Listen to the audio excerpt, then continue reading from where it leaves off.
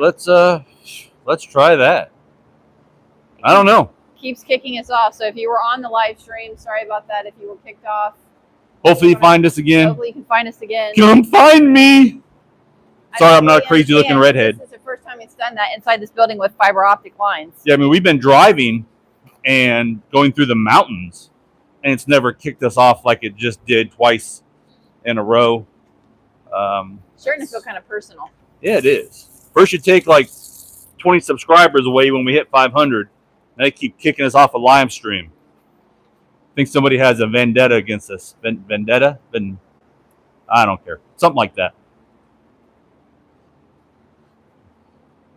Wipe some of this residual off.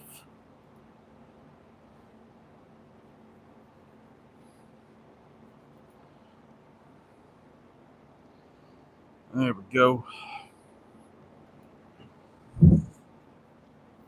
Just say hello. I'm trying to get back into the live stream.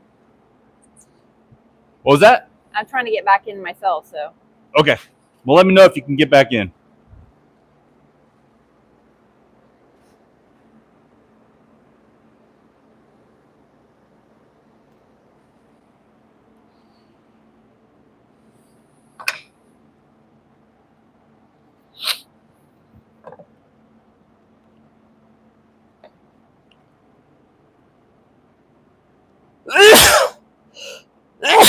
Okay, so we're back.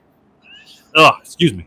Other than the fact you're sneezing in people's ears. Yeah. Let me get the TV back on. Maybe I can actually see if it's going to do it again. Alrighty. All right, that's better. So all I'm doing here is I actually ran out of material. So I already got the back on and the side on. So I just have a fresh cut. I didn't have enough. I was going to trim it out. It wouldn't have been safe on the table saw. So I'm just going to leave them kind of like that. And then the other one will go on here, and it'll kind of be the same way. I don't really care. I mean, do I need that colored? If it bothers me that much, I can reach under there and hit it with a little bit of stain. I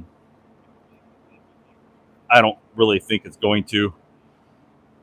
I'm not that bad. So they say. But yeah, hopefully it'll stay on. Again, all I'm doing is taking my Sharpie. I already did that side before I put it on. This is just a desk for me. So I'm just kind of running through it. I'm going to build the other side cabinet, do the exact same thing. Again, because why not be on YouTube as I'm doing something? Because I'd just be here talking to myself anyway, half the time. So might as well.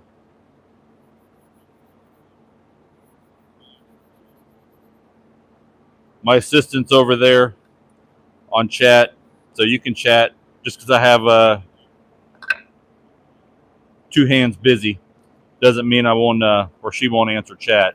So hopefully it'll stay going. I don't know, but if you see it go out, that's the biggest thing. It's just hoping that it stays on for now. We'll be here for a while doing this, so we'll probably log back on and do it again. 10th time though, if it goes out 10 times, I'm done for the day. I'm not going to reset more than 10 times. That's where I draw the line. 10 times. Again, I'm just using this little 23 gauge nail gun. We love it. Milwaukee. What was that? Milwaukee. I can't hear you. What brand are you using? Milwaukee. Yeah, it's the Milwaukee ones we got. I might do a little. I think I have some scribe in there. I might use a little bit of scribe on this and just run that instead of having anything, because this kick isn't 100% against there, and I want to keep it straight on the 90. So I just fill this in with a little bit of wood, because this stuff dries clear-ish, takes on the color of the, looks like whatever color, translucent-y kind of thing. So I'll put a little shim behind that. and that'll be good. Again, I'm not going crazy on this. I'm not. This isn't a work of art. Nobody's paying me for this. I'm not gonna go all me on it where I have to have it 100% perfection. 98 maybe 90, 97 ish. All right, I still got to color this side with the Sharpie. Didn't do that yet. I wish I had one of those bigger markers. The Sharpies are good, but they're not that big, and volume wise, those Hobby Lobby Sharpies, man, that have all the color in them, they have a lot of ink. So you're building it that way so it could be a standalone piece of furniture. Yeah, so finishing it on all sides. Yeah, so that's why we're doing the back. That's why I'm doing these furniture pieces. Hi, Roar Pepper. How are you? Around. That way it'll look good. I don't know if I said that right. And then I lost my pieces. I moved them somewhere. Here they are. So yeah, so we're just going to do a standalone kind of desk, pillars on both sides, and then I cut 3-inch filler down to make corner ends. That way it'll look like that when it's done. So I like that look. I think it's really cool. I think it finishes it out really nice. If you really want to, you can take some of this and go even across and make almost like a false door looking thing. It kind of matches the other side to where you have your end sticking out there. It's just a little bit. This, you're building a desk for yourself, a quick desk for yourself for at the house, so you can not have to use my desk. Yeah, that way I can go kind of stream. I can do small tool reviews. I can do knife reviews.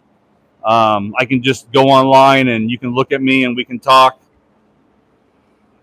and chat. So I got to get this done, and it'll be done this week. That way I can start next week on doing, and maybe I can be up later too, where all y'all are home and looking for something to do. It seems like there's a lot of people, especially from overseas, on later on in the days. I burnt the crap out of that one. But anyway, we can do stuff together. That's going to be my backdrop. These really cool walnut demon faces or whatever that is.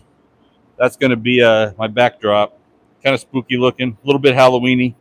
I like Halloween. Halloween's probably my favorite holiday. Probably like Christmas a little better because the weather half the time, but Halloween's my favorite. Wish it was longer. Should be Halloween week, not just. They already have the decorations out at most shops. It's early August or mid-August, and we still are already getting Halloween decorations out at the box stores. Yeah, I really like. There's a couple other people. You just say hello. Hello. I'm working. I'm not in front of the computer. I'd have to go too far to get to it, so I'm just over here putting stuff together. Again, I'm making myself a desk and kind of doing a little bit different. I could have made myself a nice custom walnut desk, but I just chose to utilize what we had in the shop and make a desk. They're asking, what are you making right now? A desk for myself. That way I can go on live and on YouTube and talk to y'all when I'm at home and in my own personal office space type thing. I don't really have one there. Once you're finished, you can maybe do something with it. He has a teak butcher block that he's using for the top. The thing that's behind him is like a walnut ply. So we're going to clear coat that and use that almost as a backdrop for the wall area. That way it has a much more finished look. These are basically kind of extras we have around the shop. And one of So we're the killing two birds with one stone. We're getting some of the stuff out of the shop because we're trying to get stuff out of the shop to get more tools in the shop. And then we're giving me a desk. So the advantage is these are all kind of leftovers from projects or extra orders. There's a lot of projects that we'll be doing small pieces of this week that we're just doing wrap up of small things. And then we have some huge jobs coming up that will probably go live on those 2 stair projects, custom builds and things like that. But just kind of showing some of the small projects. But this is a way to build a semi-custom desk, get him off of my desk, and allow for him to look at tools and things like that, maybe review tools that we use for the projects, quick and easy, and still have a customized look to it. We can probably do a video sometime the next week or so when he's totally finished with it and has the desk set up as well. Yeah, I'll do that. That's not a real big deal. Not everything has to be hard for it to look nice. Nothing's got to be Temu either. Not everything has to be what? Temu. Temu'd. No. Yeah, I mean, this is going to be a nice built custom desk. Let's say semi-custom desk. How about that? Because it's not truly custom, but it'll be semi-custom. You also want an excuse to use your new glue.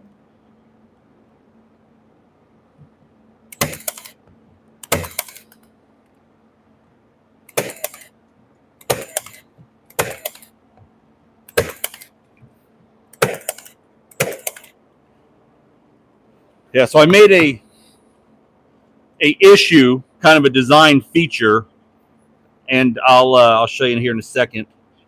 And I'm just putting a little bit more of this glue in here because it dries kind of like a clear translucent kind of color. So I already kind of swabbed the deck on the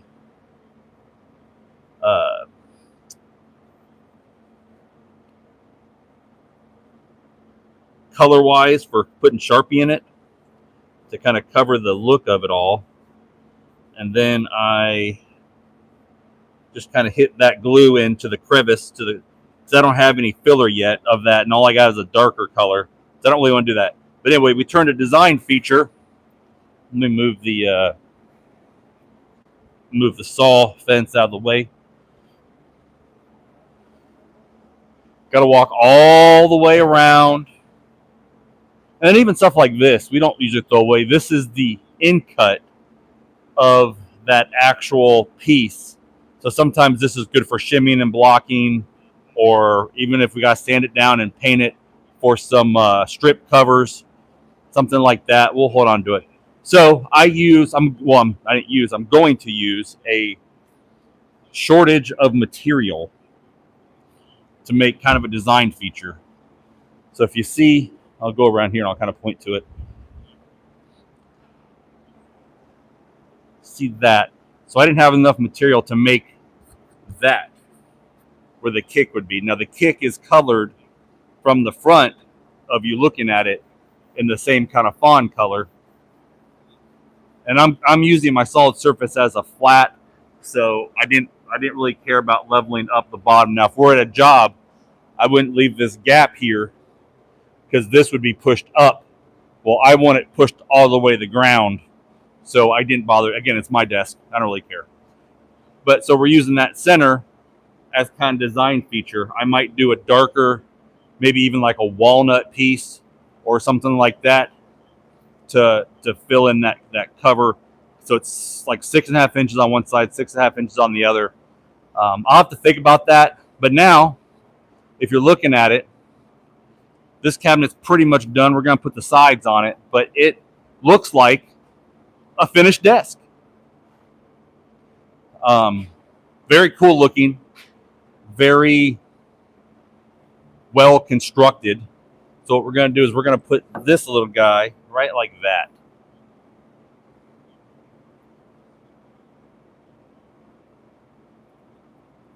And I'll just make a mark.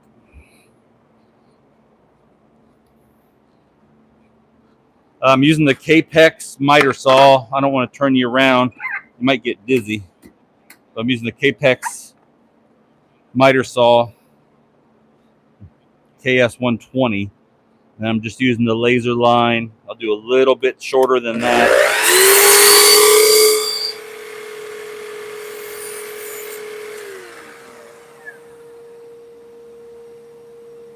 And then we'll kind of walk up to it. That's a little high. I'm gonna do a little nub off. This is how I get my steps in, y'all. I walk around the shop 35 times as I'm building a small project.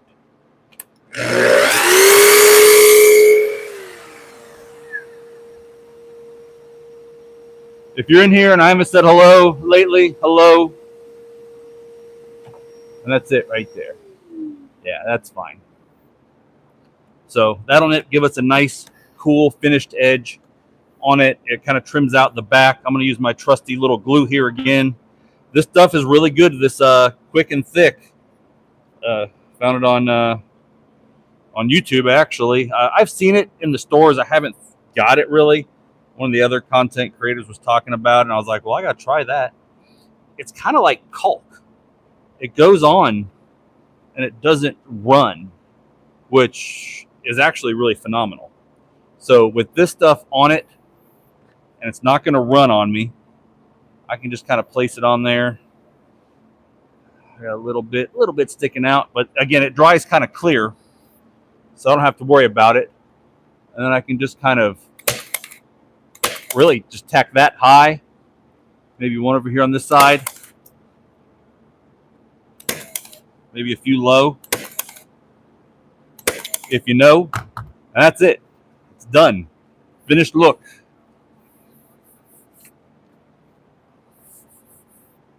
Let me get some more paper towel. One thing I do see, though, it leaves almost a little bit of a residue. It says it's water soluble. You have anything to say?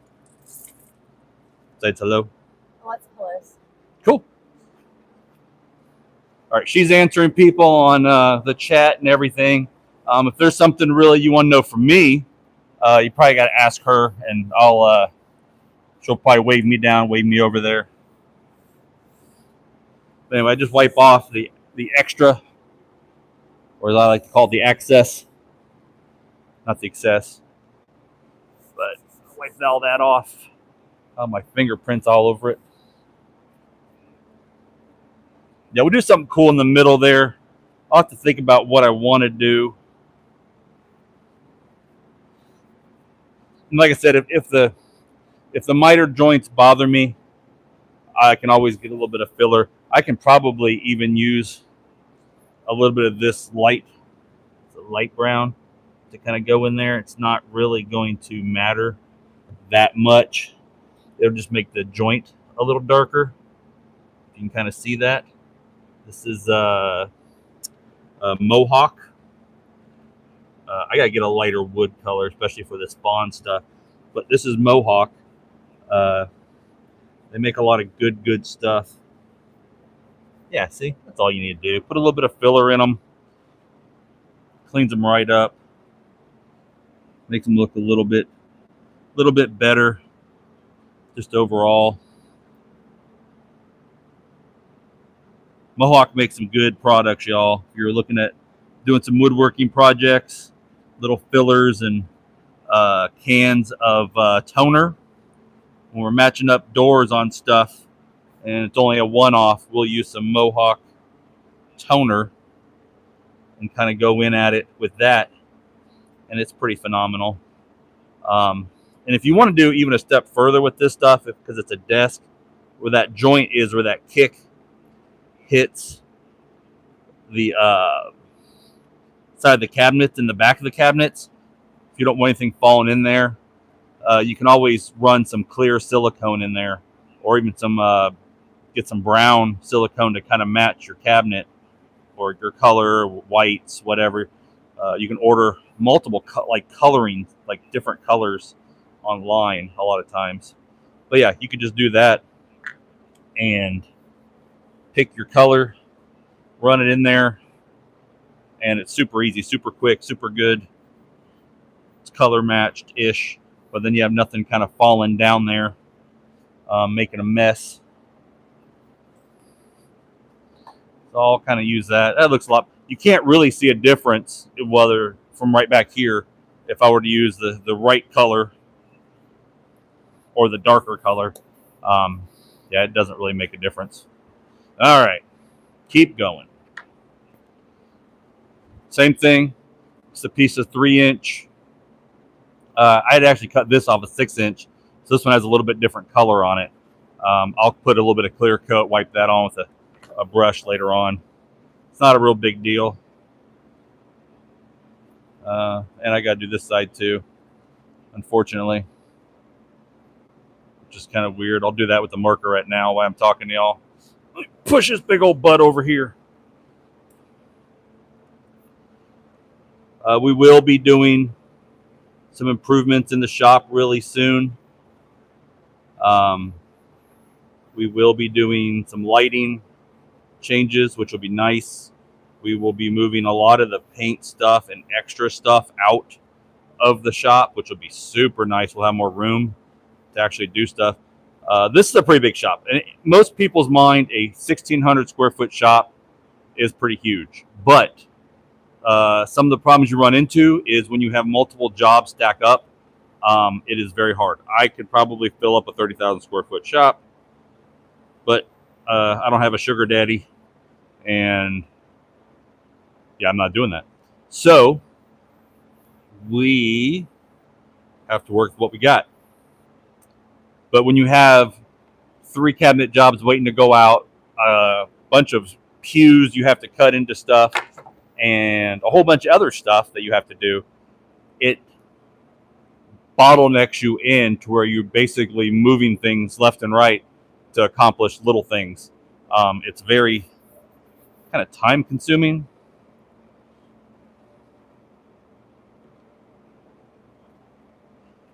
I almost want to say that stuff, that glue is almost like a silicone base, because it feels different than normal wood glue on your hands. Any topics that anybody want to talk about? Any questions?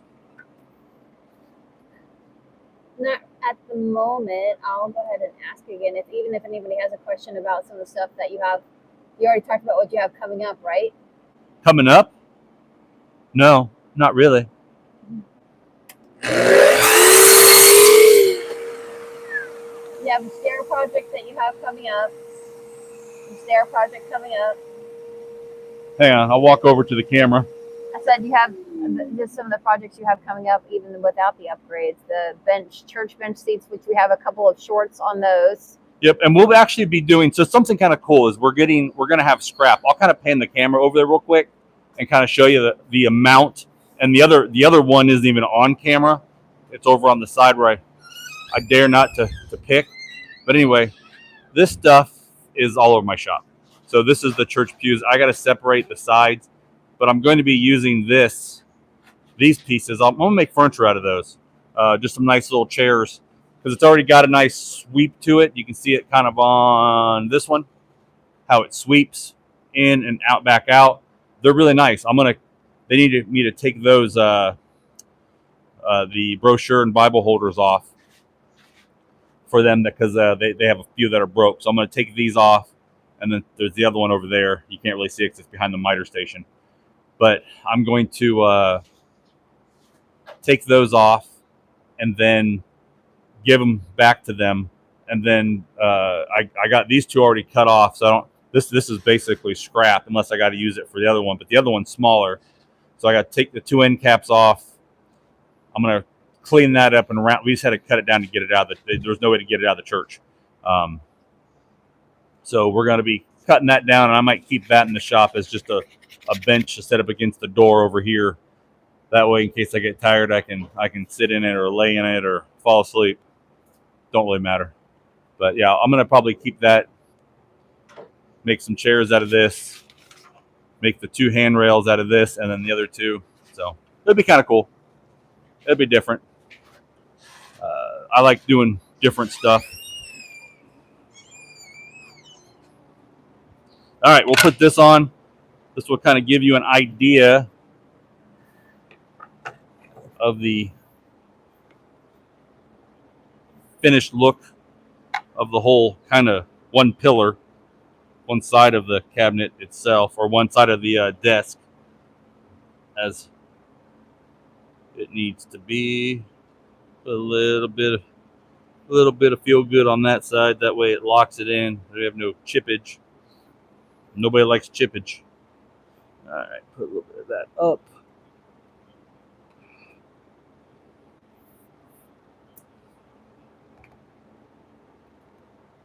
Again, I'll just hit the tops. That glue will hold it really tight later on, so I don't have to really worry about that aspect of it all.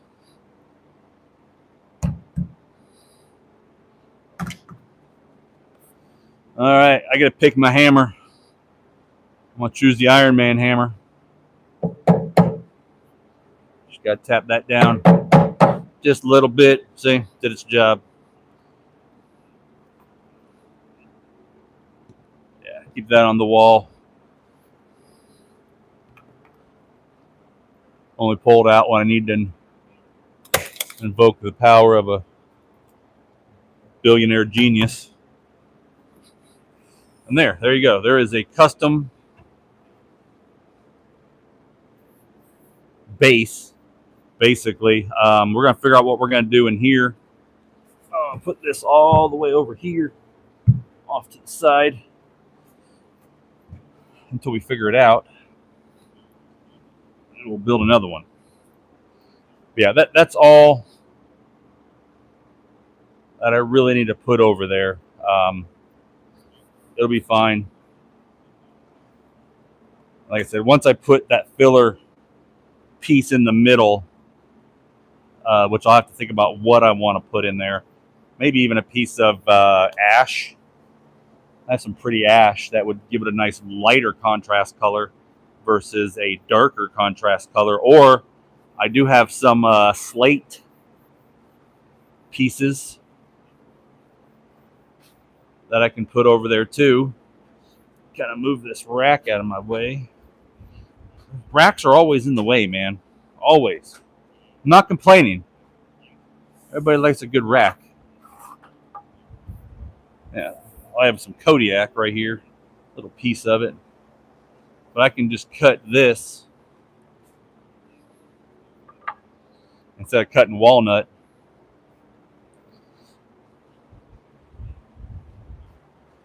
See the contrasting color. I can just kind of put that in there, almost like a little bow tie type thing. But I'll put it going up.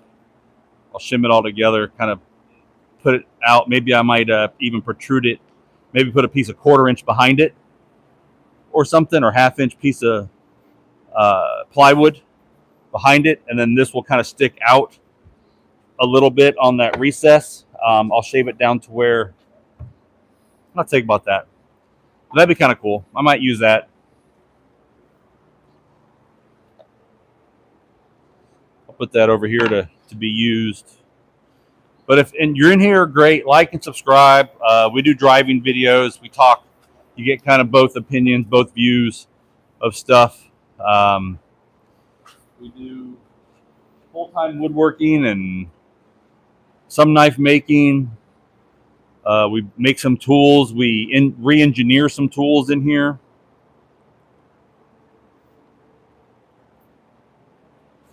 Oh, we also do. We don't do as much anymore, but I'm even going to do some mallets and some stuff with.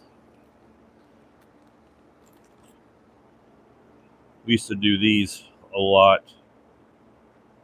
These are super cool. So these are Python grips. You can see them. Make them out of wood, coat the back, put them on there. Super cool. Good texture, good grip. Even when it's wet, it's still grippy. Um, we do rattlesnake and cobra and all kinds of stuff.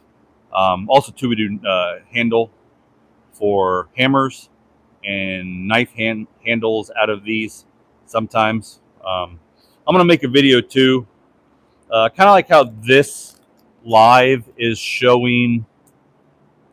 You don't have to spend a bajillion dollars on making or buying a custom desk. You can always go and you can get two cabinets, put them together. You can do your base. You can do whatever. Put a top on it. We're just going to use butcher block out of the shop. I got it right over here, and I'm going to use my walnut back over here as a backdrop. But yeah, you don't have to spend a ton of money getting a custom desk made, and we've done plenty of people's desks for them out of stuff like that, because sometimes it's easier and it's quicker a lot of times to buy the material. Let me unlock the saw. This is really nice. So I didn't think I would like it as much. I didn't have to go for the full cut of the ply.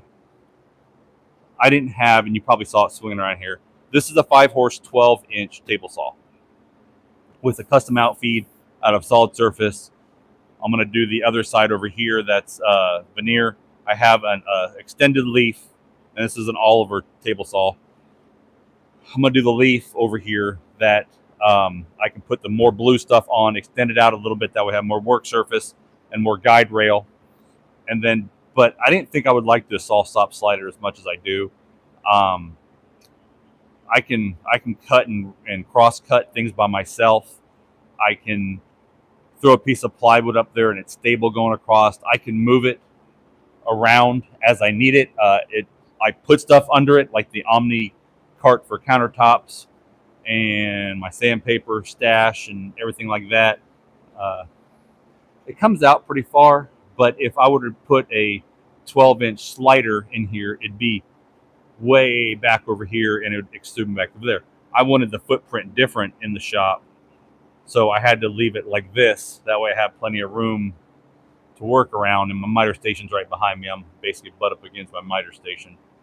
But yeah, so that's why we did that. But you can use it as a table. You can move it around. On a previous video, I pushed it forward and did a sink cutout over there because I had the opening, kind of like how the opening is here. It's super cool and super versatile. I mean, you can do a lot of stuff with it, and that's why we like it, because it does fix a lot of things that we don't have time to deal with in the shop. All right, you got to carry the box over. And this is a workout, by the way. You install a kitchen, man, it's a workout. It'll even make gym rats cry, because you're using those working muscle, not those gym muscles. And it is something else. So we're going to unbox a cabinet.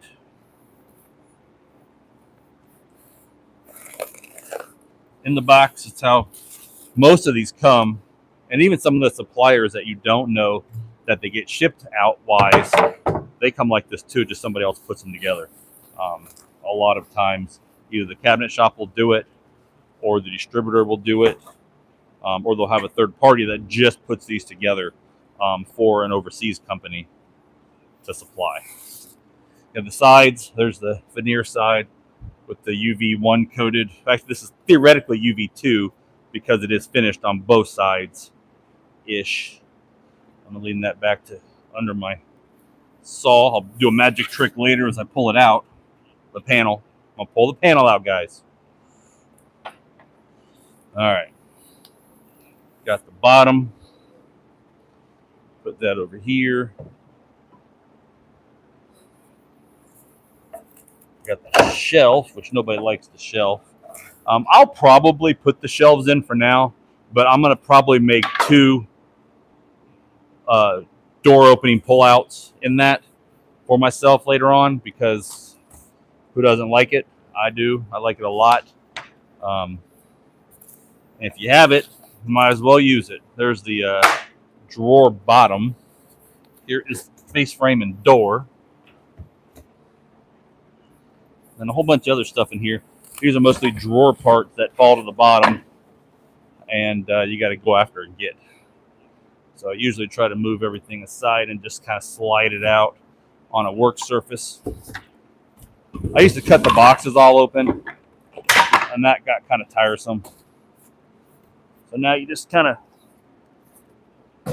throw that over to the side. Some people save these too. On some things I'll save. I got a stack of these somewhere in a drawer. Your packing materials and stuff, if you're going to move stuff around. That, or if you take that clear plastic wrap and you put these in the corners of like your TV, that way it's not pinching on your TV. Just almost anything. When you transport cabinetry, I don't know if you can see that. Probably it's off camera. You can put them on the sides of the cabinets and tape them up. Again, I got a bunch of them, so I don't need them. But a lot of people pay for them. That's weird. So you get weird stuff like this. Like this is inlaid in the middle. So this is theoretically like butcher block cut into a drawer. So it's just an odd match. You can see that. Don't matter to me. I don't care. Put this all off to the side. I don't need any of the drawer stuff right now. I don't need these just yet. These are the top braces. Move my gun there.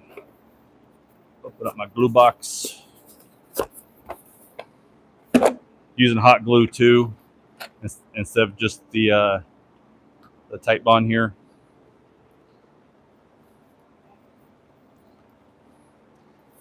I'll need this in a little bit, but we'll pull the drawer face comes with the back of the drawer box already assembled onto it, the face frame and the door itself, which I'll put those on shortly.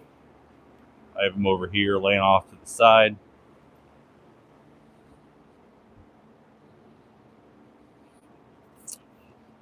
All right. Anything going on over there in YouTube land? Just saying hello to anybody who's on the chat. Hello. So what I might do, instead of using the hot glue, maybe I'll try to put this one together just by using the new glue. The new glue, Type Bond 3, Type Bond 2, thick and quick.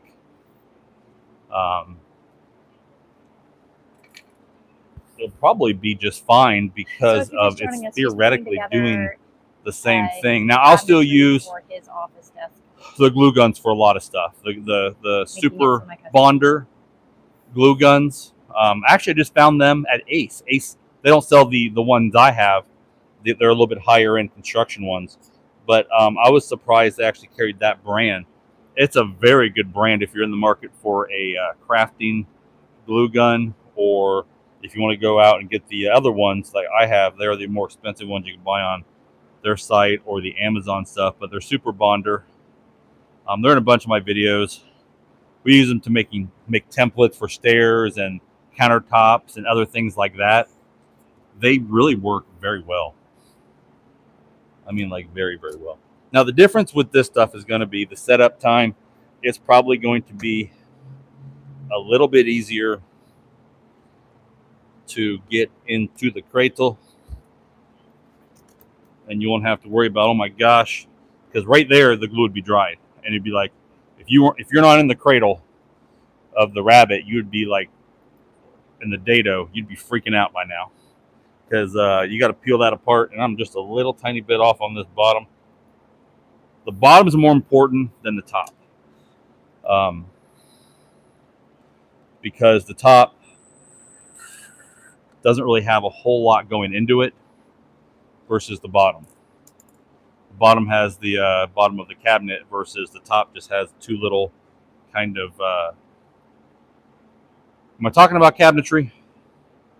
It's starting to sound a little weird.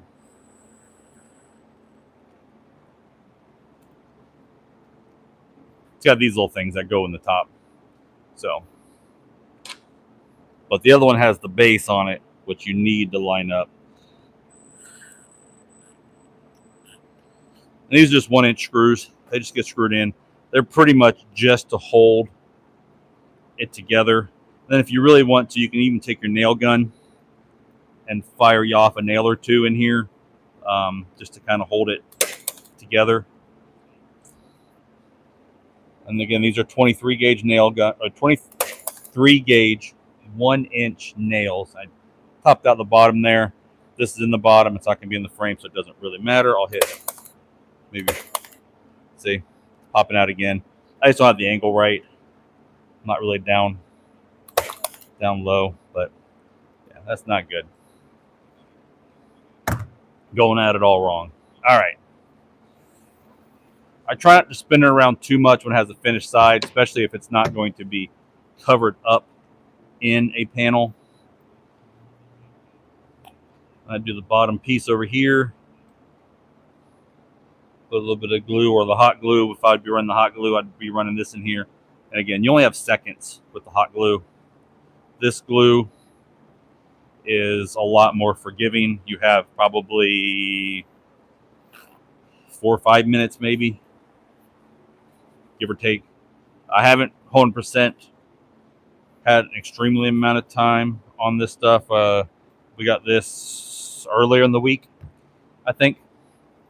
So I don't know it as good as I know some of the other stuff.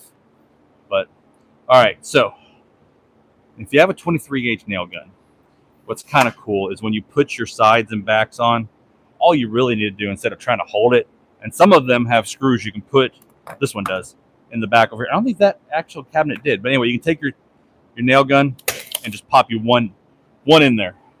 Same thing with this. You can lift it up, hold it up, pop you one in there. And that'll kind of hold your cabinet together long enough for you to get stuff done. This one has the back screw. This one actually, oh, I don't know. I didn't see the back screws in there because I usually put them in. But I don't think that one did. This holds this cabinet together a lot better, especially if you're using the other glue. Now the hot glue, you just have to get it in there as soon as you can and get it together, or it'll dry up on you. So super easy, super quick. Let me wipe that on it. Now this won't be rock solid the first, little while to get it done. This will probably need a little bit of set time. That way the glue will dry overnight. So I wouldn't try to put this in. Now, if you got a rush job, I would definitely use the hot glue. It comes in handy on service calls. It comes in handy a lot of stuff like that, because it's just easier to manipulate. It is super strong. This is cracked. I'm going to put a little.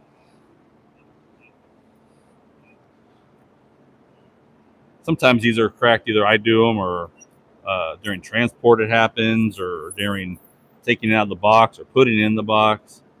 We've seen it on any brand. Any brand has issues, from your top of the line stuff to the stuff out of the box stores. It just kind of depends. I can tell them when I go through a lot of this stuff.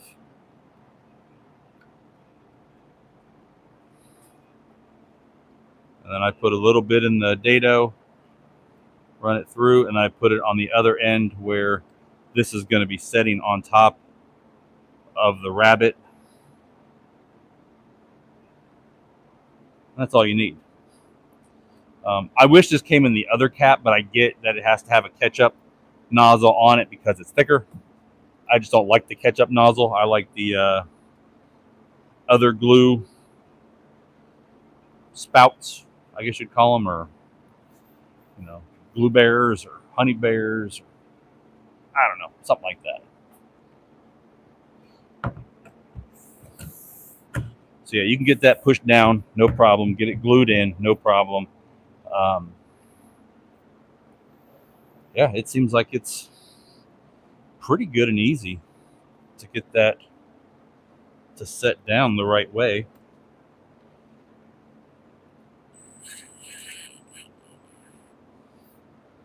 A little bit of, I'll get my little 10-ounce hammer because I used Iron Man last time. I got to tap that in. This is a little good. This is stiletto. This is an awesome little hammer. This feels like you're not holding anything. Amazing hammer. If you want to give a gift to somebody that's around $100 for Christmas, or they're a do-it-yourselfer or something like that, Stiletto makes this 10-ounce smooth head hammer, and I love these things. If I could have 10 of them, I would, because I just put them all around the shop and in the van. I used to carry this in the van for jobs, but now I kind of transitioned over to carrying a Martinez, which is a little bit heavier. But on days, I might take this for some things. I love this little hammer. I even got a bigger 16-ounce one too. I keep in the shop. I just did the realistic design on it. If you haven't liked and subscribed and you're watching, please like and subscribe. Leave a comment. We're going to be doing giveaways. We're going to be doing a hammer giveaway. We're at 500, a little over. So in the next week or so, we're going to be doing a hammer giveaway, mallet hammer. We'll announce it this weekend. Huh? We'll announce it on a video this weekend. Yeah, we're going to announce it on a video on kind of like how we're doing it, how we're doing the giveaway setup format, when a time frame is. We're probably going to do a live participation video if you want to do it. Like I said, we'll put it out there. I'm walking over to get it. I try to show it during every live. Something we made in the shop. Took us a few hours and some material. But it's kind of like what we build for us, but a little bit nicer. I actually did the handle on this one. This one I didn't do. So this is my beater for the shop. I have a walnut one too, but I have this just big, gigantic handle on it, which I actually like. But some people don't because it's too big. Well, we did this for the channel. Did some nice inlays, some Wingay and Paduke. So it's like red and black, kind of. It's all end grain. It's all hickory. It's got really ergonomic holds. You can hold it up here, tap stuff in on the back side. You can spin it around, kind of tap it up. You can kind of choke up, put your finger kind of in that for like making small things or craft or art stuff. It's just be a fun hammer. You can put it up on a shelf and leave it up there. It's got a little through tenon, kind of sanded off. That gives it a little bit of not flushness. Be like a top spinner or something like that if you got really good. But yeah, it's just something to show you that we say thanks, and we're going to keep up with giveaways. We'd like to be sponsored by people eventually in the eons of future, and give away products that they send us, or knives that they send us to review, or whatever, because this is kind of a woodworking, life, small business, knife, car show, dog, waterfall channel. If you watch the 800 videos in our library or more, you'll see that we put out content all the time. And we're going to keep putting out content because we live it every day. Even stuff like this, that it's just for us. We're just doing this. And see what I did? I lifted it up and didn't think that I have to nail this in. But anyway, yeah, this is just for us. This is just a desk for the shop, kind of office, home office type thing. Yeah, put a couple in here now that I did that. I'm going to put a corner on this anyway, so ain't got to worry about it. But that was stupid. And so that shows you right there that I'm used to grabbing it however I want to, not how I usually do it, because of I usually use the hot glue gun, not the little nail gun. I'm sorry, little still wet glue. So that's the only problem I see if you're used to using something. I just did there too. I busted it loose. I'm just sliding across. So I don't like that. I don't like that it's not easily manipulated. I'm going to do corners on here, so I'm just going to tack that down with the nail gun. Well, the good news is you're trying the glue out on something is for you and not for someone else. I can't hear you. Hang on a second. I said, That's nothing on the glue. That's solely on me moving this cabinet around on the table.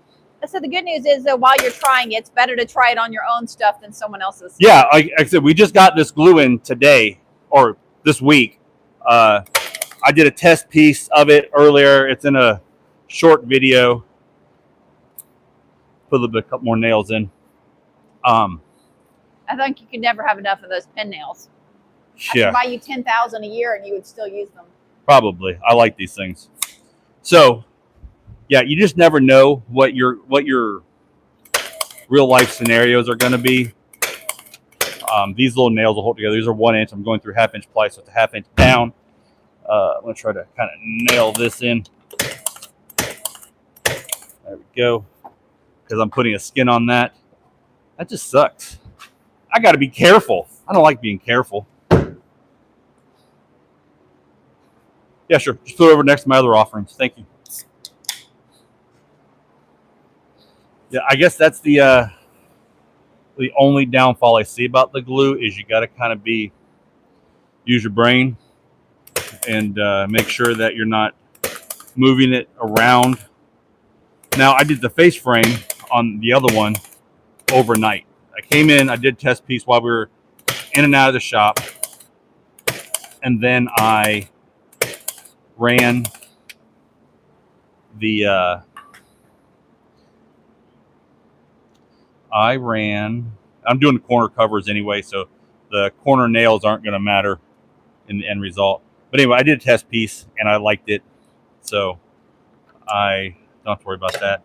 Best thing I found out in the field to do a lot of stuff with is your handy dandy high-end custom folding knife. This is an auto. This is an old ProTech. Now they just released these again in a better steel, but the problem is they're the 2, not the 1, not the long one. I like the longer one because you can get in more places. It's just better performance, I think. I'll show you real quick. So ProTech just released like a heritage thing. They released this one with this blade, which is a thinner blade than this blade came in originally. But you can see the difference. And this blade, I've lost about a 1/2 inch off of this blade over sharpening it because it was as thick as that blade. So I lost about a 1/4 inch this way on the actual edge and about a 1/2 inch on the actual head. This was a 10.5 inch knife. This was a 8. I think this is an 8 3/4 knife. I haven't broken this at all. I haven't over sharpened it yet. This is in its original state, but this is an older one. This one is 15 years old, 18 years old. Awesome. And I've gotten more knives since then, but I really like this knife. This knife, we were doing a stair job, and we didn't film it because it was just not fun. Tight quarters. You got to set the camera really far away. We weren't going to do live, but our hands were killing us afterwards because of the gripping of to pull all the nails or the staples out. And this person whoever did this used just an unprecedented amount of staples. But I got to doing it to where I would just shove the tip of this in and just kind of roll it on the knife blade, and it would just pop out those little 1/2 inch, 3/4 staples, no problem. This actually saved my hands the other day because it turned into an invaluable thing, and I ended up just trying to get all of them out. No matter what you do, though, if you're pulling staples on a staircase, you'll never get them all. You can go back 10 times and you'll find one you missed. Especially on that staircase, it was absolutely ridiculous. I couldn't believe how many. But anyway, if I have a punch out on these things, I'll just go under it, push it up, push it down, kind of like I do here. Push it up, push it down, and then it eventually falls off. And that goes for 23 gauge nails. That goes for almost anything. If I'm cleaning away caulk, if I'm scraping something, I don't know why more woodworkers don't talk about higher end knives with good blade steel. Like I said, this is a decent blade steel. This is 154 cm. This is an old blade steel. It doesn't have much edge retention. It's got good stainless properties, and it's got good for the time. But now there's so many super steels. There's LMAX, there's Bowler M390s, there's Crewware, there's so many knife steels out there right now that are 1,000 times better than your old Buck 440C stainless steel. There are a bajillion knife companies out there that make a really good product out of really good materials, and you can have it for the rest of your life. Anyway, back to work. I like knives, as you can tell, and I like talking about knives, and that's what some of the channel is going to be as I sit at my desk just going over some of that stuff, because I really like them, and I really believe that, again, a good knife, just like Festool or something like that, is worth having. Quality doesn't always have to be super expensive, but it will pay for itself.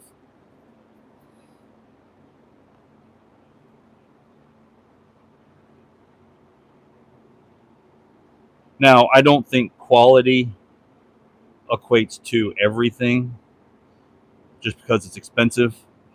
I'm not going to go out and get me the latest, what are those things called? Balenci, I don't care. Whatever the stupid celebrities use and wear. I'm not going to go out and get me a $5,000 pair of flip-flops. A $5,000 pair of what? A $500,000 pair of flip-flops.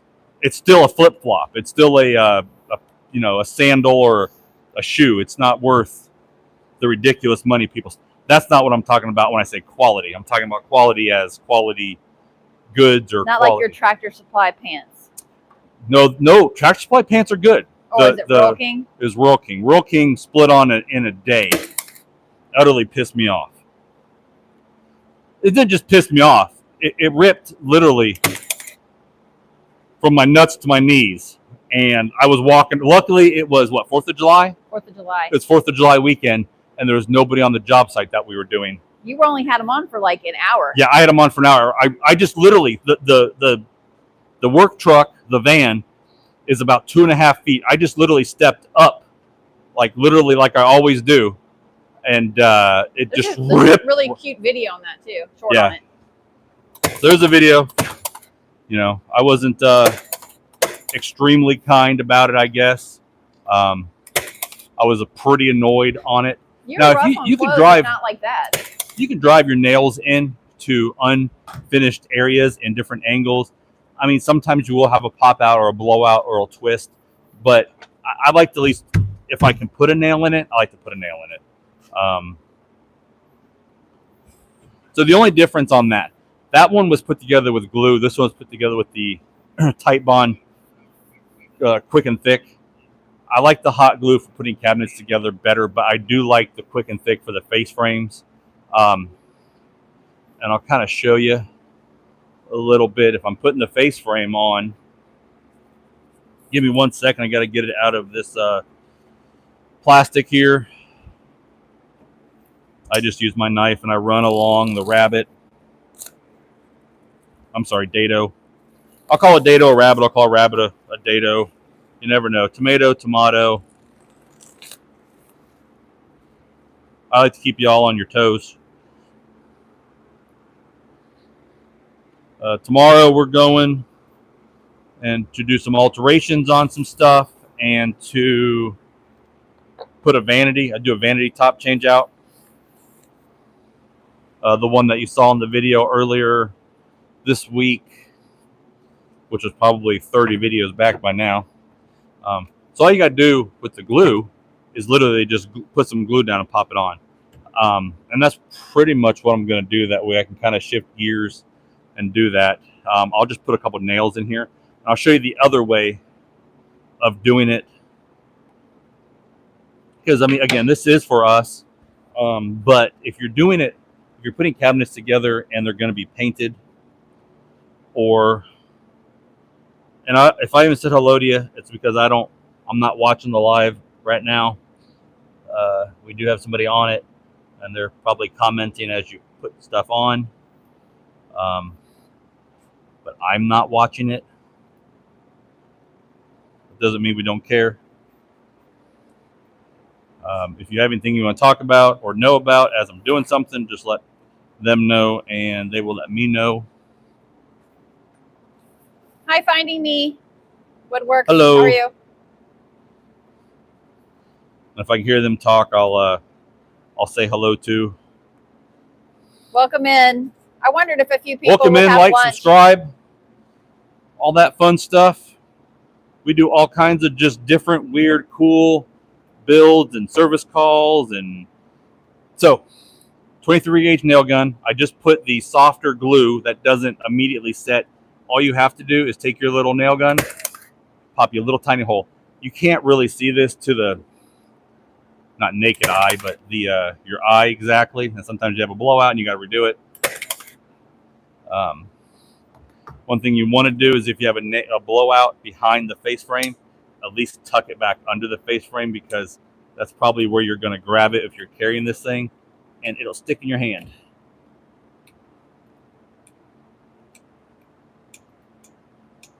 We'll be doing more live in the next week. We're in the shop more, so hopefully you can catch us either this weekend or next week as well. Glad you were able to stop in, even if it was for just a few minutes.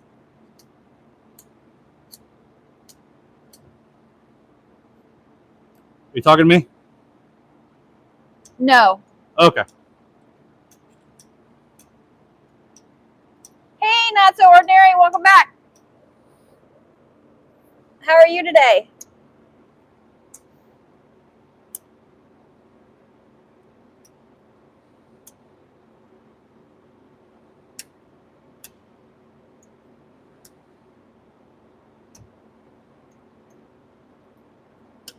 Hang on, I'm trying to get a nail out. That way it doesn't stick me later. All right. Say hello. Hello. Hello. It's kind of like Tim the Tool Man. I'm like Wilson over here.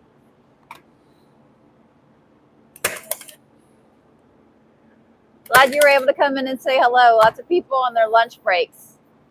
Hang on, I'm walking back over to see what's going on over here at the computer. I can't hear anything. So Not So Ordinary was back in. Hey, Not So. So if you're ever talking in some of the other chats and forums, and sometimes I'll call people out just by the capital names, like I'll put like, KSO or something like that, and I say hey to you. That's probably what I'm doing. I'm probably just I'm typing in the whole name. I'm probably just abbreviating your name. That's because you have some awesome typing skills. I type like a T-Rex, or when I use auto text, it sounds like phonetic. It's phonetic. It sounds like word salad. You have to read his out loud. Yeah, and I don't do that. And understand. That sounds like work, and I don't like work. So it's better now that you actually talk to text, because a lot of times I'd have to call you and ask you, what are you talking about? That's true. We're just building keys, so he keeps using my desk at our home office, and I told him that that's long enough. But so we had some stuff around the shop. We're building a desk for him, and definitely able that this way we can use the teak. We have some butcher block, a walnut backdrop we're doing. We'll show it when he's done building it, and then we have some small projects that we're kind of wrapping up, and then we're going to some big projects coming into the next couple of weeks. So these are just going to be two pillars. They're not going to be anything in the middle. I don't really like a middle drawer. It's just a junk drawer to me. That way I can put some knives in both sides and some tools. That's pretty much what this is going to be, a small workstation that I can utilize to do content and tool reviews and stuff like that. So All we're doing is basically making the cabinet, and I'll show the other one as soon as I get done. Or we'll just build this one. This is just 1/4-inch ply that we cut. It's the same color as the cabinet. We were trying to show people that you can actually build a desk just like you would like a desk that's in your kitchen out of just pre-bought cabinet stuff. And Hi, it's still, Don. what? Don. The person that lives in Florida we were talking to. Oh, okay.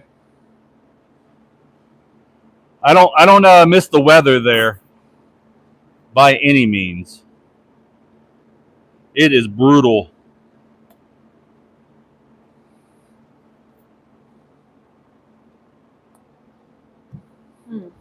All right, so all I do is I put the little, you can use hot glue, you can use Quicken glue. You can even use the regular Titebond glue and put it here.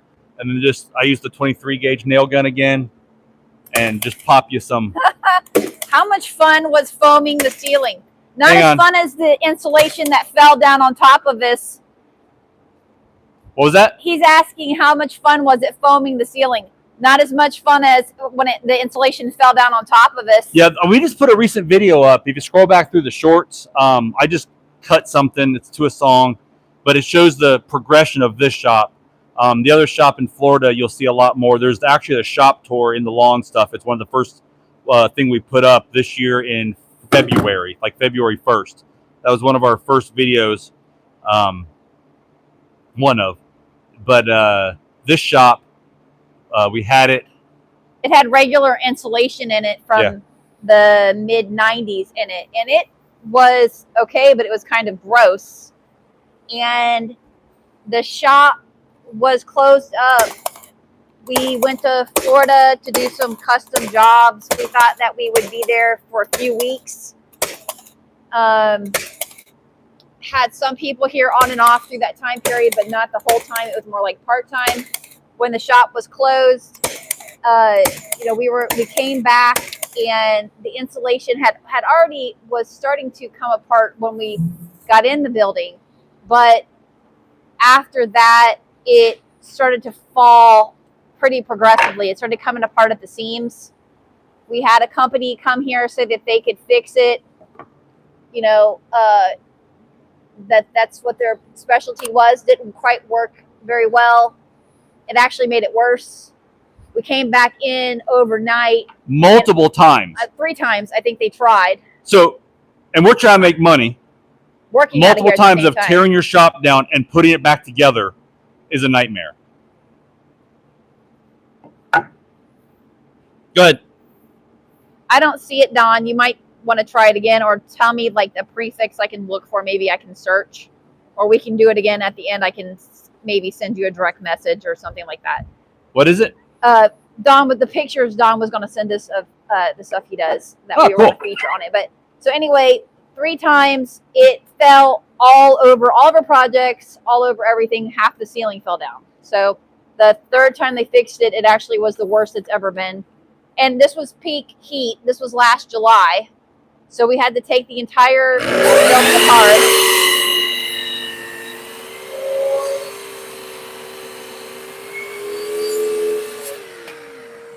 We had to take the entire building apart, cover everything in plastic, take all the stuff off the walls. And the spray foam actually didn't take that long. It was about, 2 or 3 days? Yeah, it wasn't like super long term. Other than the fact that you have to get the big truck in here, it about melts you. But it was worth every penny. It's not that cheap, but we were getting full AC in the shop. Right now we just have like a window units, and the best it got in the shop.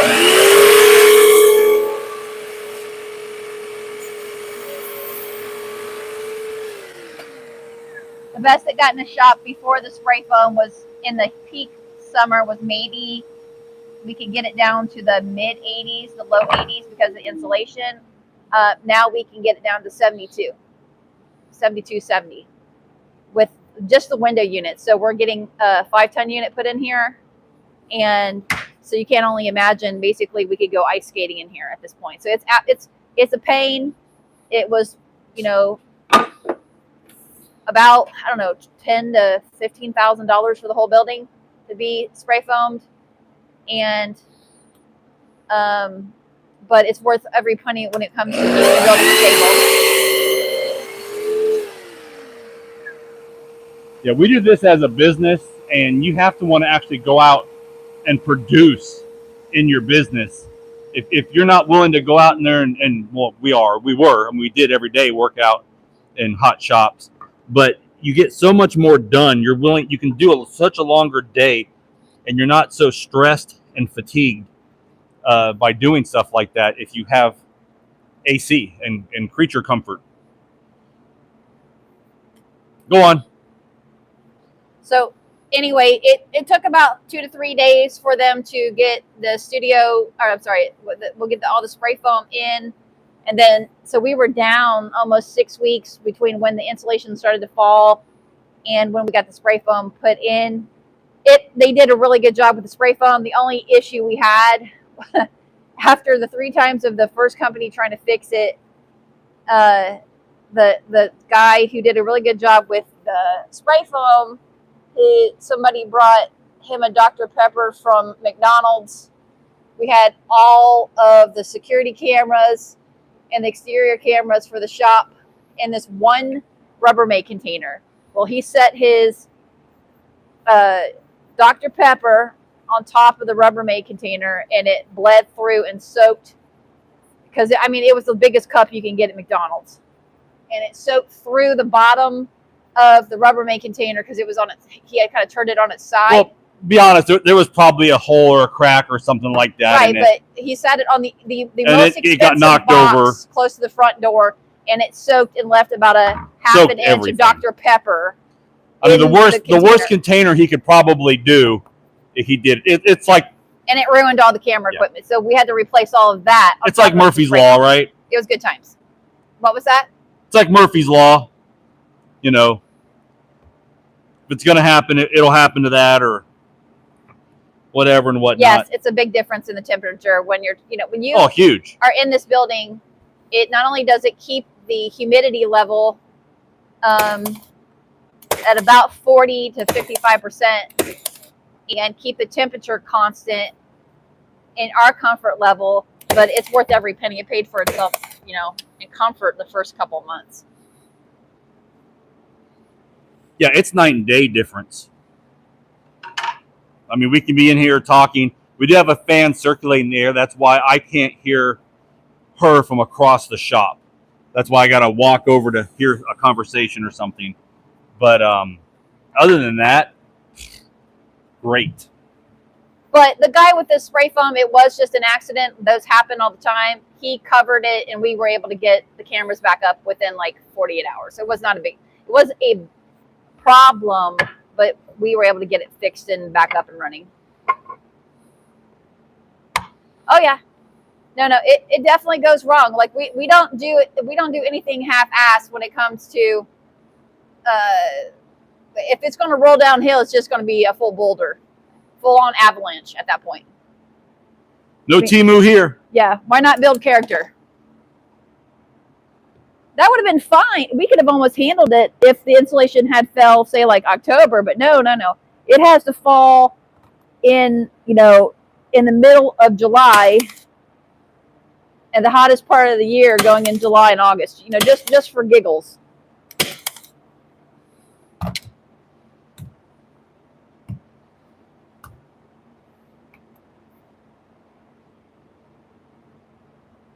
Right now I'm just putting the false kick in.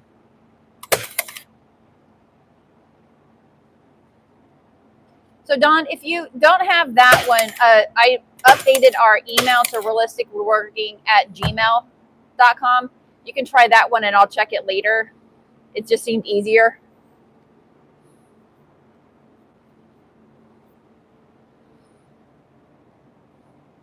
Somebody send us something? He sent it and then I don't see it, so. I could use some sandpaper. Some sandpaper? Or sandpaper budget. Yeah, you might as when it's 100 degrees plus degrees in a shop. I don't remember what area are you located in. The shop in Florida, you'd black out if you were in the shop in the summer. You'd have to have air. He's saying it was 100+ degrees in his shop when he was trying to film some of his projects. Wow. Yeah, there's just no way. Yeah, we have a 5-ton package unit in the shop down there as well. And it's night and day. You can go out there and just relax, fall asleep, watch some TV. Now, you kind of cry when it comes to power bill. Yeah, that's fun. Because that one's not super insulated. It has I can't remember the company. Silvertech type lining. Yeah, it's got some kind of almost like thin. You can see it in the video, like a Marlisle sail or something like that, like a camping blanket theoretically.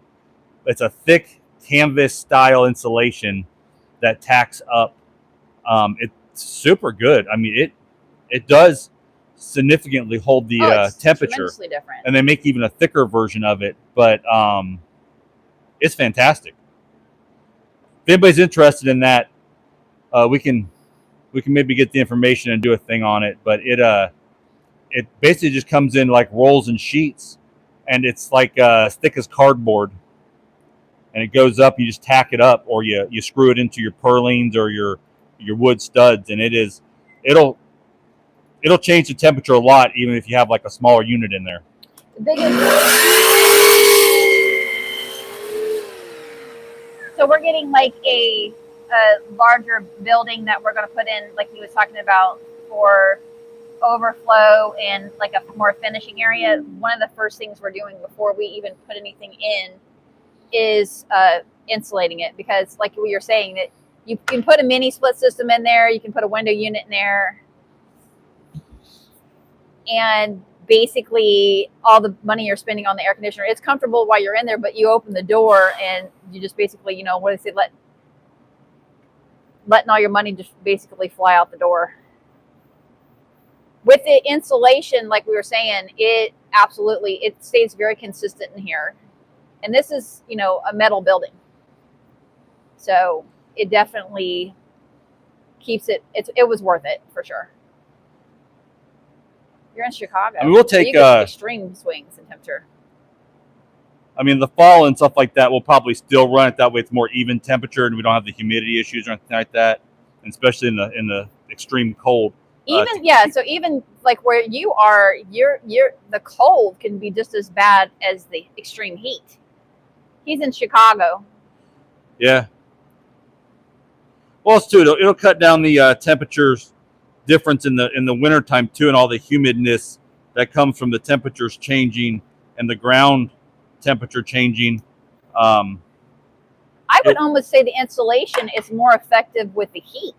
I would say, because you could always do like we're doing. You could do a temporary. You don't have to do a full-blown AC system in there. You could do window units or mini splits, or not mini splits. You could do a mini split too. We had one, and I didn't like it as much because the filtration. The squirrel cage wasn't easy to pull out. You had to take apart the whole thing. You're up in the air. It has its pros and cons.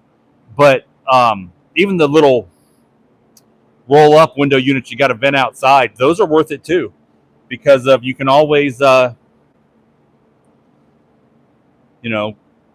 insulate your building and then roll a temporary unit in. I think even sometimes if you're doing a lot of production and you're making money off your shop, you can even rent those until you save up enough to actually, can afford or fit one into the schedule of your downtime. So it just depends. Depends on what your priorities are and what your needs are, really. But nobody likes, if you work in a hot shop, it's like working in a sweatshop, man. It's hard. You can always put a little bit more clothes on, but when you're burnt up, it's not easy.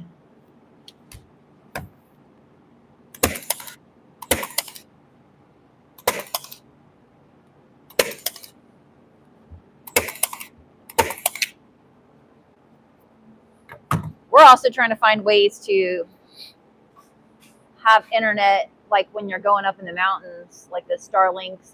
we've been trying it more. When we're streaming in Florida, it's really not a problem. When we're streaming in upstate South Carolina, it's not really a problem. But when you get into the mountains of North Carolina, you can basically go under some trees and lose your internet signal. So we've been trying to figure out whether we want to get like a Starlink Mini.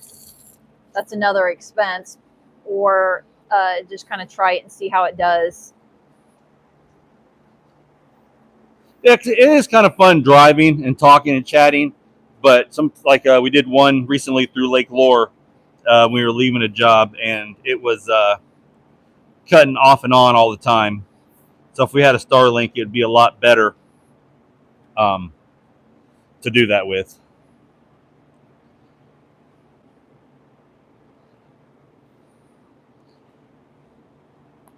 Let her know if you have any questions about me. I'm just kind of being the dancing bear in the back of the room, guys.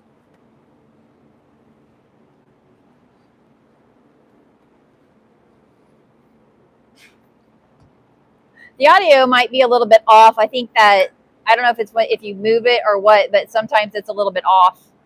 Is it? Yeah. We have these.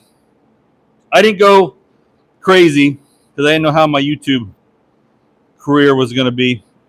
Oh, the microphones? Yeah, I mean, I did an average microphone on Amazon, so I didn't go crazy on it. So it might not be the bestest of the bestest thing in the world, but it was decent. I mean, they were like, what, $79 for two. I don't know the name brand on them. The ones I wanted weren't in stock, like the ones most people have. Those D something, I believe it is, or it was a weight. So we wanted to get started on the mics because our sound was so horrible working around the shop. Is the DJI a mini? Is that a yeah, that one. What? Yeah, those mics. Yeah.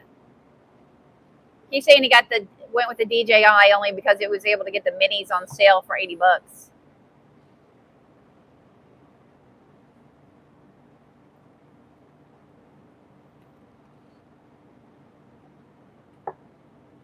Well, the other problem too is you try something new like a microphone or like the Meta glasses we talked about, and as soon as you buy it, it's obsolete. Yeah, it's obsolete, and they come up with a new one. Like I think the Meta glasses, they said they used to have 4 hours of charging, and now they have 8.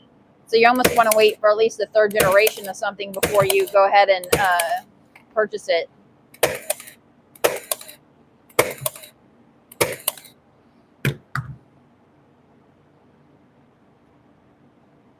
Is the audio okay for everyone? If you can hear us and reply. And this is the same thing I do my videos on in my YouTube shorts when I do them on the, microphones and whatever. It might not just be because I don't think there's as good as quality on the lives as it lets you download per video or per short. I think the quality is lower because they're trying to pack in all the chat and all the information to the actual thing that doesn't come out always the best. That's just my opinion. All right, one more cut, maybe on the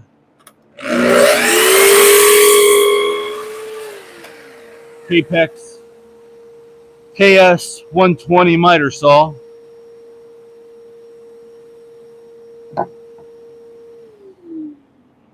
Just tiny bit more. Okay. Tiny bit more. We've thought about getting like a dedicated camera for some of it. For what? Maybe turn the decibel down on your volume over there a little bit. On my mic. Like on the actual on the thing. I don't know if that works or not. I have no idea. My mic's off. Okay, let me not do that. Our luck is you try to mess with that now and then you basically try that. That's the volume on the phone. It's just an iPhone 17. I have no idea how that really works. If you can hear me any better. You have to play with that a little bit and see.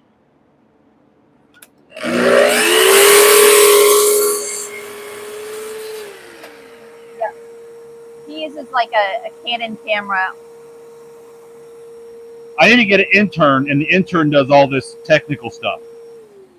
Yes. Because I don't really like technical stuff anymore. Gadgets and tools I like. Technical stuff, I don't know. You prefer to make the pretty stuff and not do the other stuff. Sounds a lot like work. We'll check out if we can modify the decibels. Okay, I won't be able to look that one up yet, but that should be much better. I'll look it up later on today, and I'll message you back if I get them. Thanks for sending them.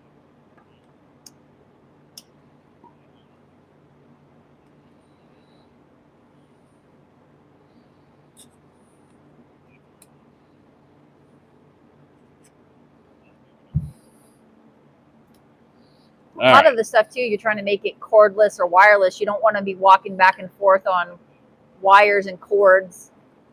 Hang on, I'm coming. No, I was just saying that when you're doing this stuff like the cameras, you got to be careful because a lot of the stuff we're trying to buy is cordless, and then you got to remember to charge every battery before you even start, like your phone, your mic, yeah. all the different stuff. The lighting will be better in here, hopefully, fairly soon. I've made some cool videos. Sometimes I just forget to turn the record button on. It sounds like we're screaming. I'll walk over behind the camera and be like, oh, man. Okay. That half an hour is not anymore. I just talk to myself.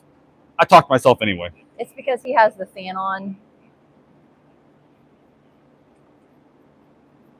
Thank you. It's because he has the fan on and he can't hear me, so I'm talking so he can hear me. I'm just going to have him walk over.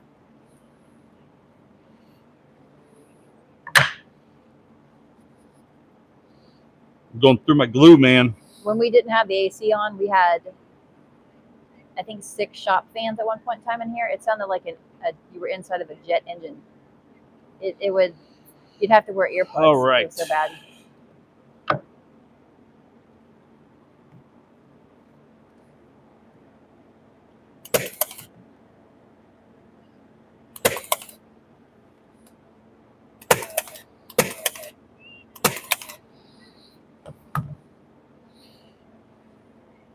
There's also a strange lag so if you're watching on a television,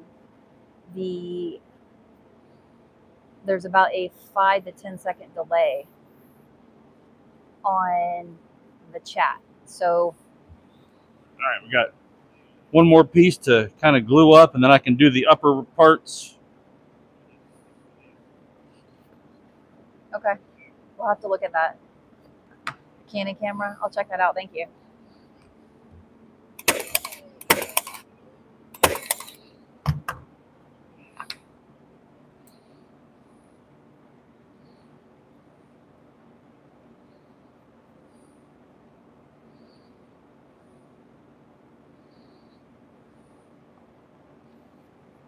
Hopefully, I'm a little more entertaining to people than a hole full of bees.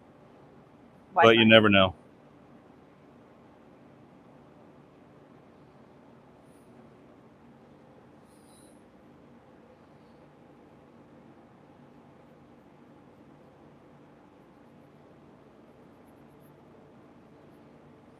He markers the edge so that way when you put seam to seam, you don't see a white gap or anything like that.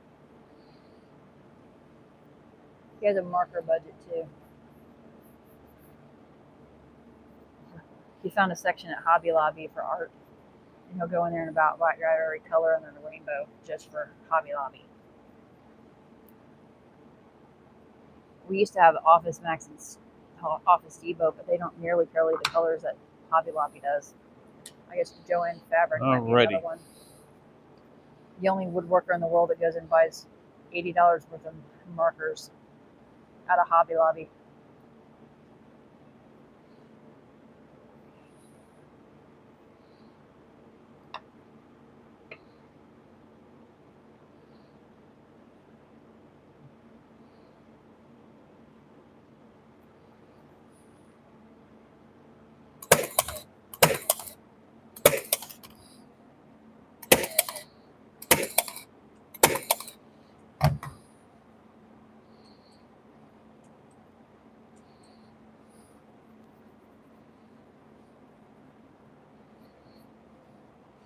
Okay, so those are done. I'm gonna do an inlay in the middle, kind of like a buck tooth beaver. Put a little piece in the center there, and make it look a little bit cooler, a little custom. Um, Probably do with a darker, like a dark brown, almost like we did the kitchen more recently in some of the short videos. You'll see it, but I'm gonna do some kind of little inlay in there, make it look kind of retro-y, kind of water flow, reminiscent of some older furniture. All right, so now we can do the back. Back's easy. I already cut these strips out. I'll kind of go over it. I did it. I don't know if it was this video or the last video, that the live that was going out. This is just regular corner molding. You can put this here. They didn't have, or I didn't get any because this was just stuff we had in the shop.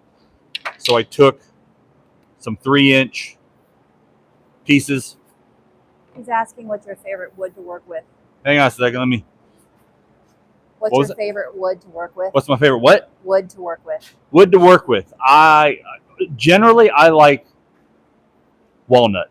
It's beautiful. It's fantastic. Sapele is really nice too. It's not as strong as walnut.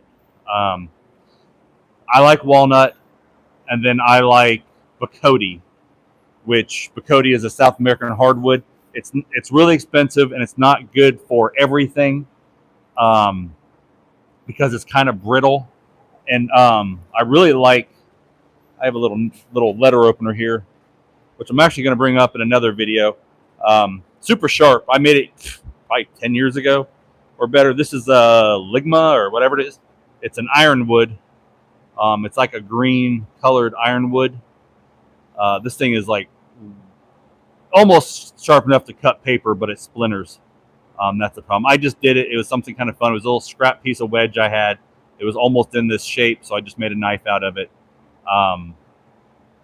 Did a little bit of wood burning. This smells like cologne or something, and it's an ironwood, so it sinks down to the bottom of water.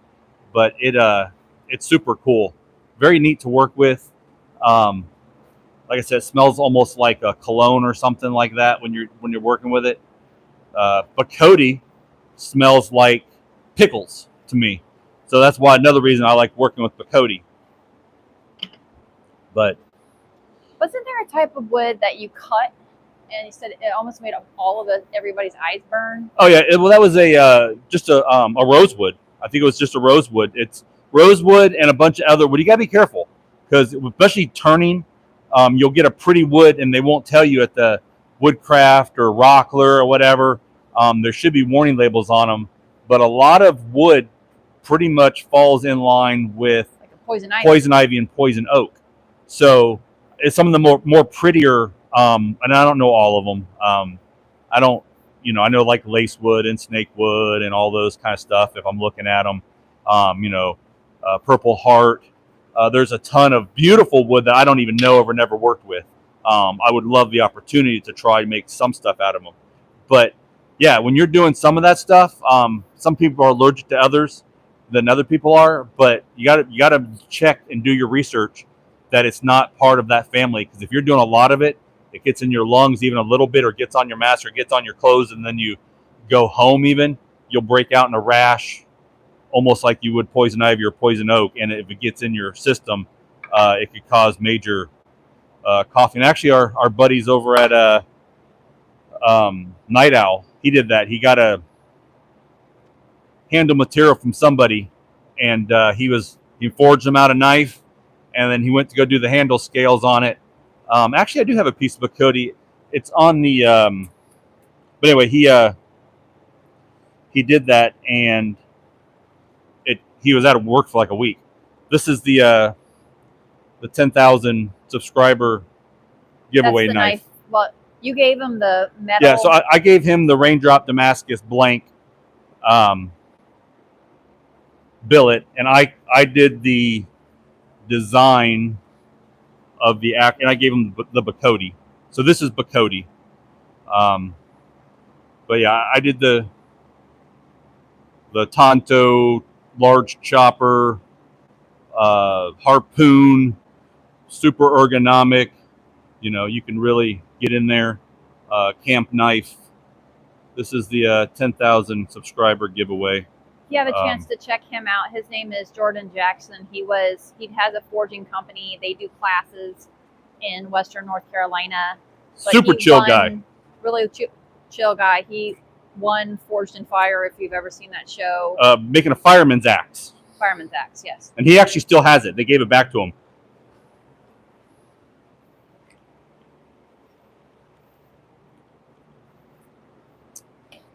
Sorry about that. I had to get a drink. I was dying. But anyway, even on cabinetry, let me get my piece again. So if we're doing cabinets, I do my corner pieces like this now, especially if it's a higher end job, because that just looks like quality. It looks very cool, especially if we're doing furniture molding. But this looks average. You know, this is corner. This is V channel or corner molding. It's just like it's not 3/4. It's probably 5/8 by 5/8 on the interior, 3/4 here on the outer widths. But it looks all right. You know, it looks like everybody's run the mill, something from the 70s or 80s. But if you do this,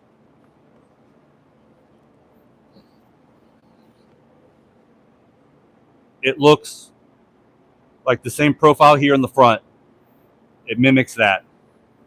And then you have this large piece on the back. And you can even, I don't usually recommend going this way. It doesn't make any sense to me. You could, but I don't like that. So if this is on an island, I would do it like that, because it's going to be super cool, super neat. I got a little bit of a burr on it. Take out my handy dandy pocket knife, and then just kind of slide it down. Again, high-end pocket knives, man.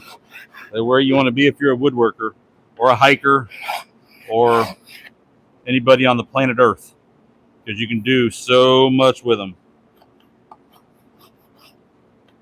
I can recommend almost a whole bunch of them, but I don't know all of them. So the biggest problem I have with all the knife reviewers, right?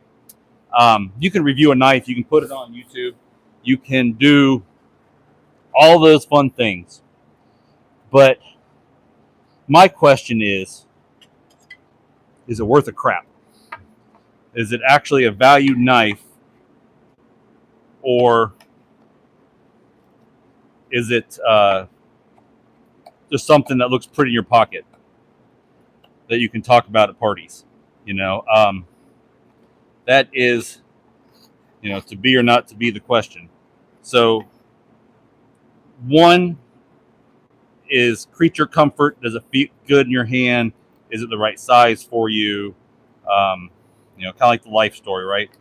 If you like the way it feels, that's the best one you want. Like anything, any kind of protection, home protection,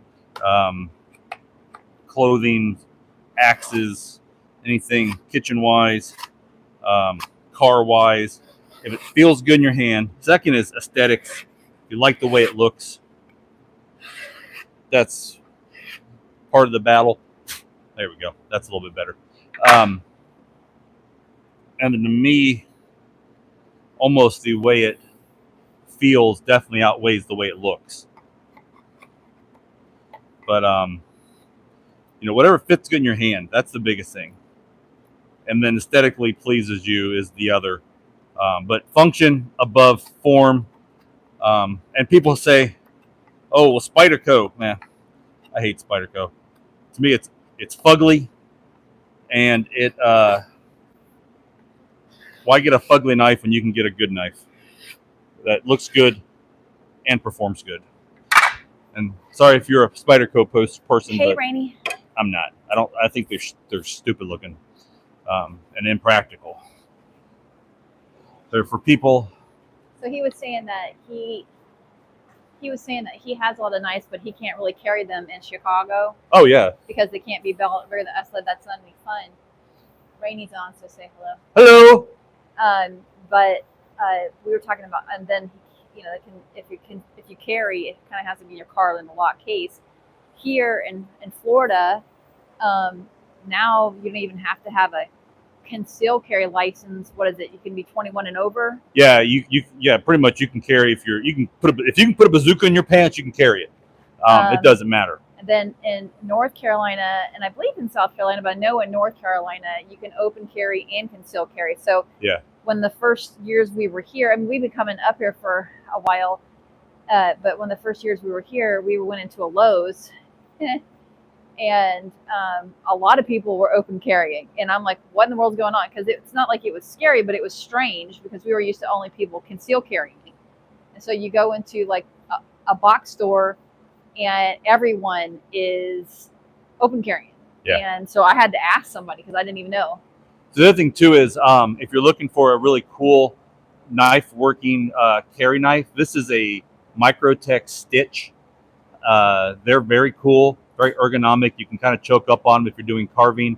I broke the tip on this, and Jordan kind of fixed it a little bit, broke about 3/16 off of it. But they just released a new mini. So I believe that is California and all the, heavily ruled states. I believe it's like 2.5-inch blade.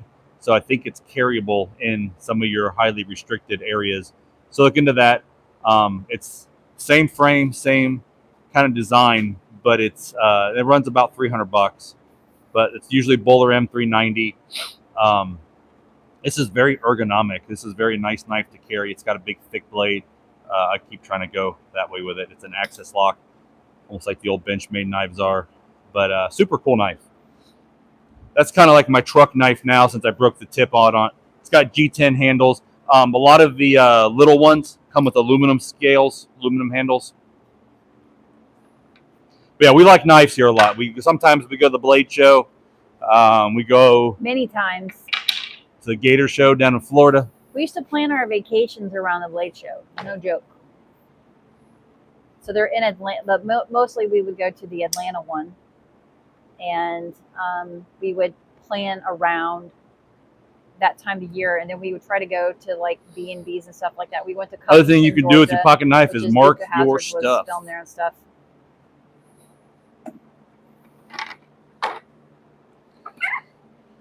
Has the sound been better for everybody lately, or since I turned the volume down a little bit on the phone? I have no idea if that worked or not.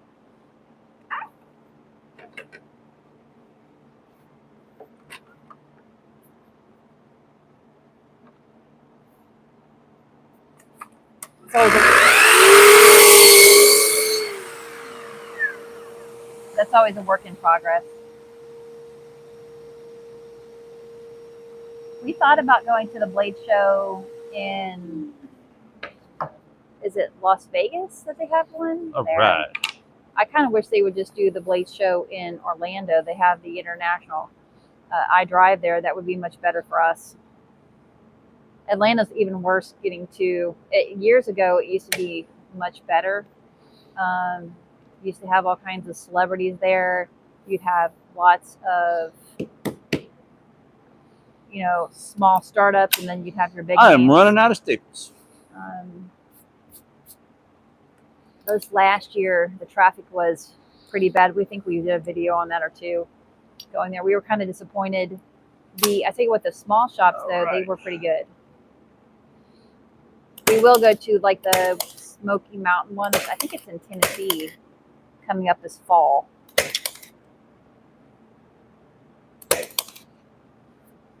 Which Blade shows do you go to?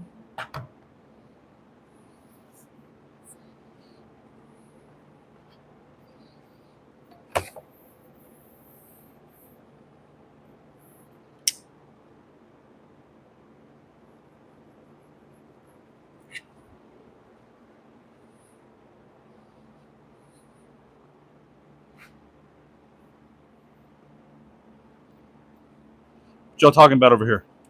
Blade shows. Oh. Is the person down in Florida still here? There's a really good one in Lakeland called the Gator Knife Show. It's the last week of January.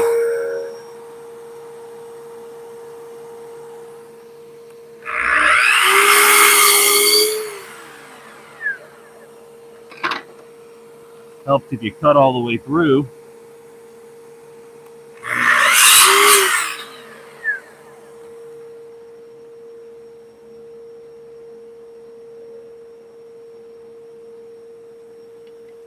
Yeah, so that one's pretty good. We've been to that many, many years.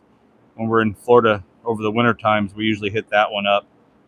I want to go to Texas on their blade show. I think that would be pretty interesting.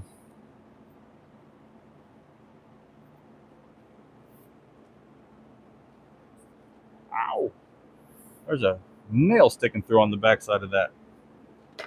Try to pop that. Remember to pop that down. I gotta shave a little bit of this off.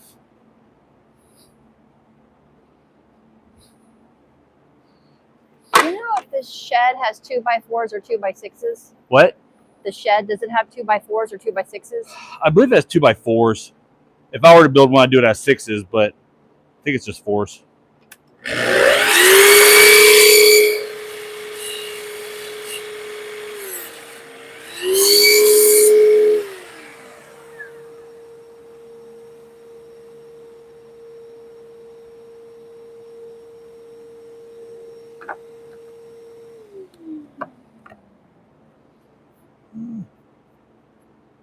That's good.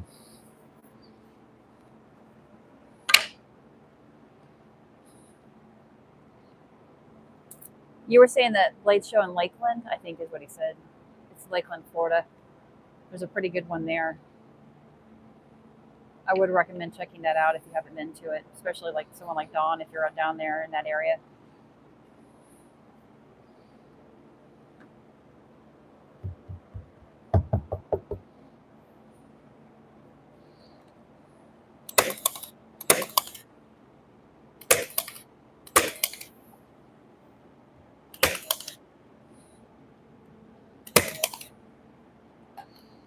All right.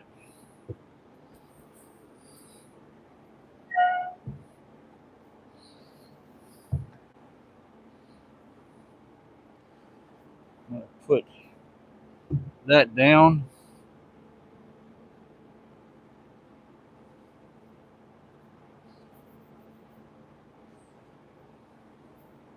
And then try to figure out what I'm going to do. So if you're just joining us, you can say hello in the chat if you want to. We're building some semi-custom desks for his office and then kind of wrapping up some small projects, talking about whatever topics you want to talk about.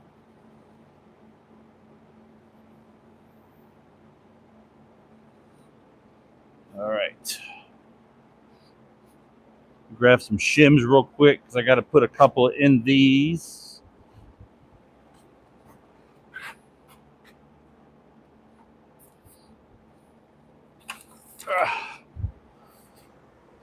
All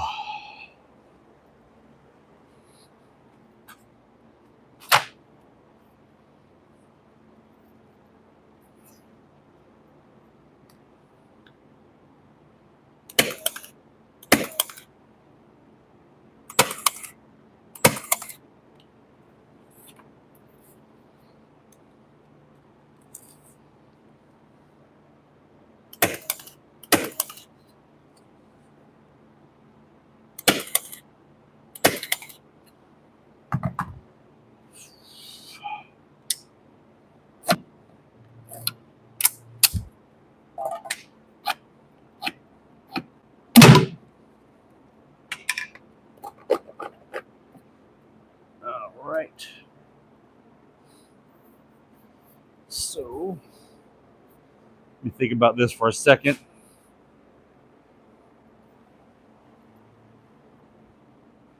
I'd like for it to be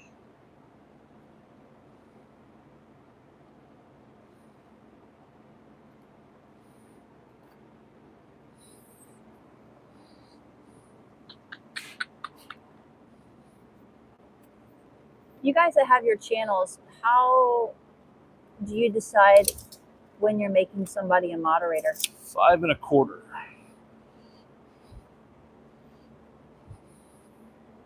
I know what they do, but what's your decision process on that? What was that? I was just asking if anybody has their channel, why do they decide to make somebody a moderator? or how. I know how to do it. It's just a question. Okay.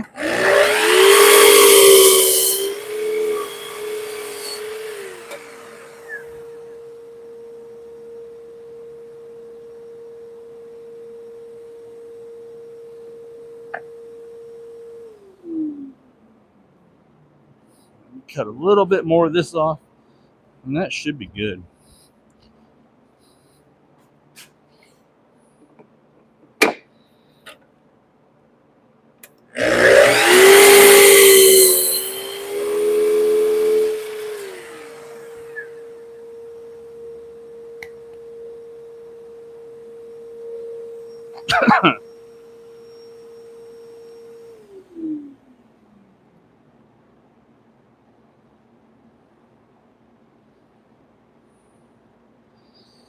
Yeah, I don't know if anybody does any wood trim or anything like that, or needs markers, but these ones from Joann Fabrics, they're a nice big, almost like paintbrush on one side and a Sharpie on the other. These things work great. I mean, you can see the difference if you're doing a pen. We go there and get this coloring. I mean, it is super good. We have a couple different colors in this stuff for each of our cabinet lines, but we got to get more. But this stuff just goes on a lot thicker. It doesn't, you don't like wear it away. You can do the darker stuff, but it's a lot easier to color match on stuff. But the pens work just so much better to apply out in the field. Then you got this little tiny, see if I can get in there, tiny little tip. So super good. That's sometimes you find good stuff at craft stores you can use, or craft shops, or and again, I kind of reiterate it all the time that you can always find something in different trades to utilize. That's pretty good, you know.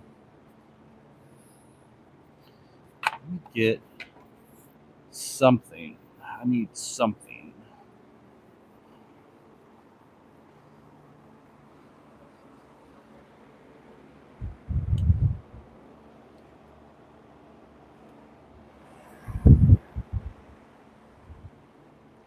That's 1/2 inch.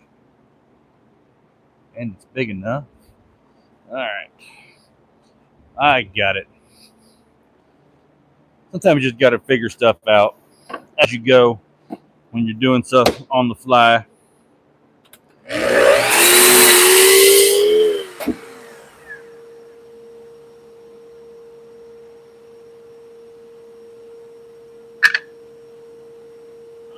So luckily, the one I'm doing is 6-inch. That I can use a 6-inch filler for, and then I can use my other. I just cut a piece of ply that's almost exactly now the same size too.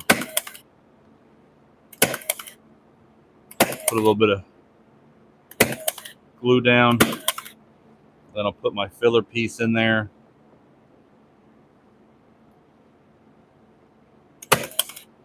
And it's only on there really 1/4.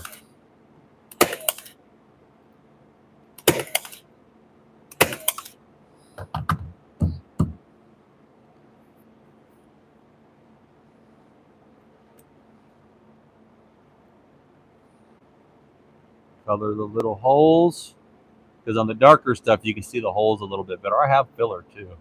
Should just use the filler really, but what do you do? All right. So with that, I'll turn my little finished look around. I don't know if you'll like it or not. I don't mind it. So that'll be the desk bottom. Hi, Keith. Kind of cool. Welcome to the chat. It's a little bit retro-y, kind of flair, kind of Art Deco a little bit. again, nobody's really going to see it. And I had to do that because I ran out of wood. Hello, everybody's. Hello. I don't know who's all in here. Is it Keith? We saying hi to Keith? Hey, Keith. But yeah, so check it out. That's my that's going to be the sides of my desk. And I'm probably going to do pull out shelves later on. I got to do the other one real quick, the inlay of this side. So we're going to put this one down, put the other one back up, right and left, and then I mean, obviously I got the glue dry, but I can put together the other drawer, and I can put the doors on it. I got to put the drawer slides in it, and then really these suckers are done. I'm just going to screw up into the butcher block and attach them. I haven't decided if I'm going to cut my butcher block down yet. These are 18s, and I think I got a 6-foot piece. So I want to do 18s plus a 1-inch or 2-inch lip off the side, and probably a 30-inch opening. And then, double that. So I'll have to do the math. I'll probably cut a little bit down on it.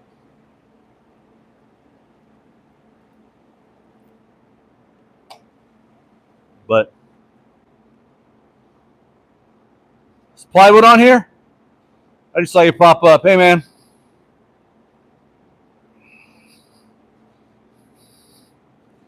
All right. Fun stuff. These are a little bit heavier now than normal cabinets, guys. These are about as heavy as 3 cabinets put together, because I just put about 2 pieces of trim on both of them. My handy dandy Iron Man Martinez hammer. I just had a little nail I had to pop back in because it was poking out where you carried it. So if you grab it, you rip your hand open. We started doing that too, listening almost more. It's almost like listening to a podcast. Or it's like he was joking this weekend. I will. Holly.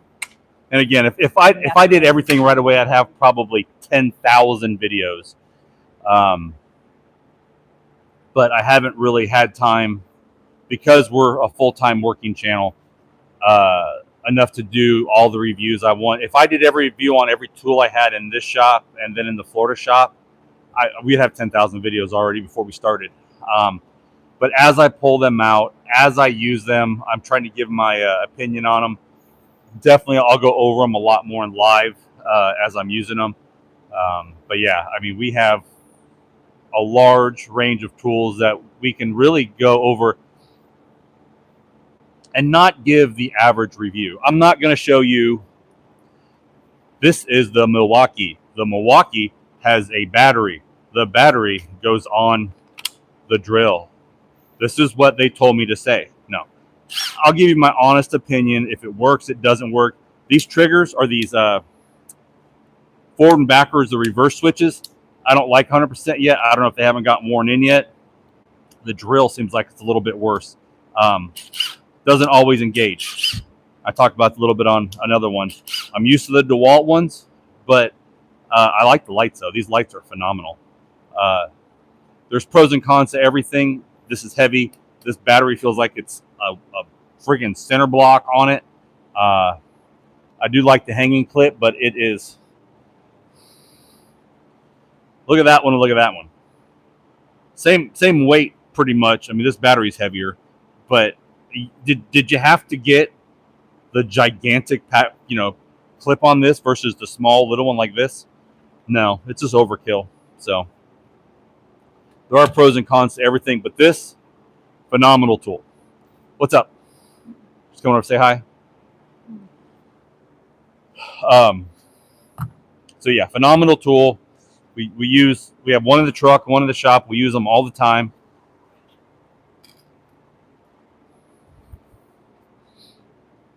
All right, let me do this one real quick, and then I can start putting the other stuff together on these things.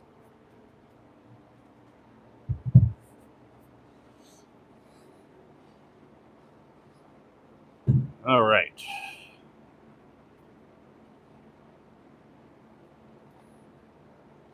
See if I can't loosen that one up a little bit.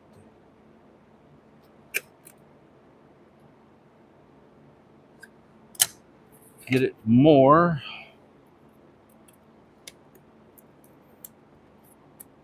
A little bit better. I'll use the 10 ounce this time. The 10 ounce stiletto.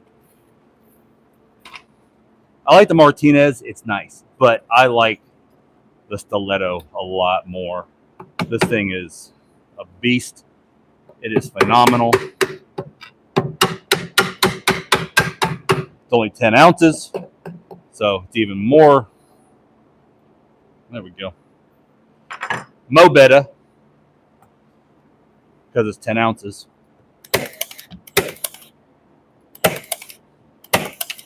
I was pretty much just trying to space my inlay apart. I'm going to use the other knife. I'm going to use the Microtech stitch for this. Again, this is an awesome blade. I love the blade. I would love to have the higher end Borka Morpheone custom knife to use and abuse, but it's the same thing. It's kind of like a Lexus and a Toyota. It's the same thing, kind of like a Chevy and a GMC. It's the same thing. Kind of like a Ford and, oh yeah, they don't really make Lincoln anymore, do they? Never mind.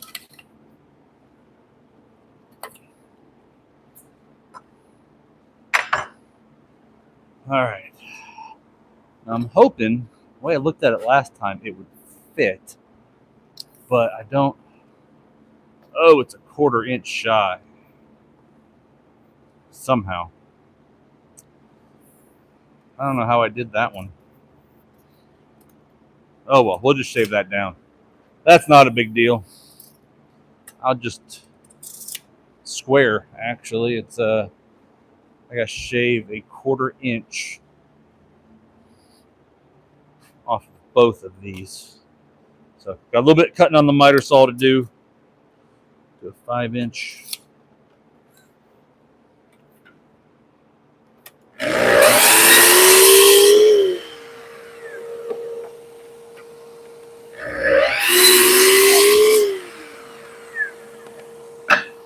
All right.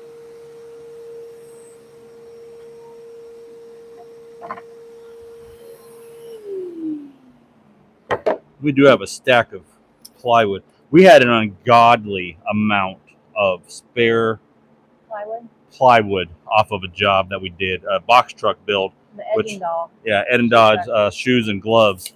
Hopefully we're going to be doing another one pretty soon here. And they better swag me out. They better swag us out. That's all I got to say. But we used 33 sheets of plywood. Yeah, to do a box truck build. And it was only like a 16-foot box truck maybe. Yeah. Wasn't very big.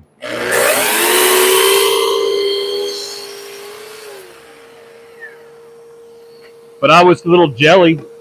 I'll tell you that right now. I was a little jealous of their box truck. It was beautiful.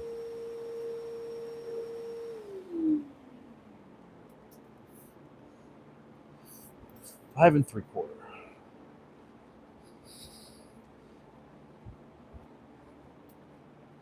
Five and 3/4. All right, let's do that. So I got to cut a little bit off the width. I don't know how I did that. Probably wasn't paying attention.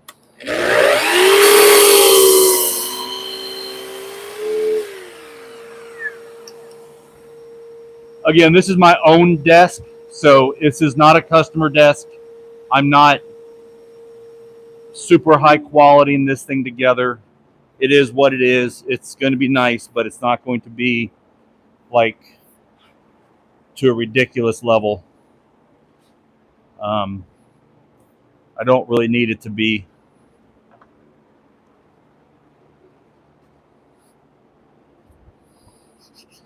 We're kind of just using leftover or scrap or non-used items. I'm going to use my my little pencil here, little pen, and just kind of color this side because I had to cut it down. And I'm not going to sand it. Again, I'm not going to go crazy. But I'll color it that way you can't really see it from the road or your house.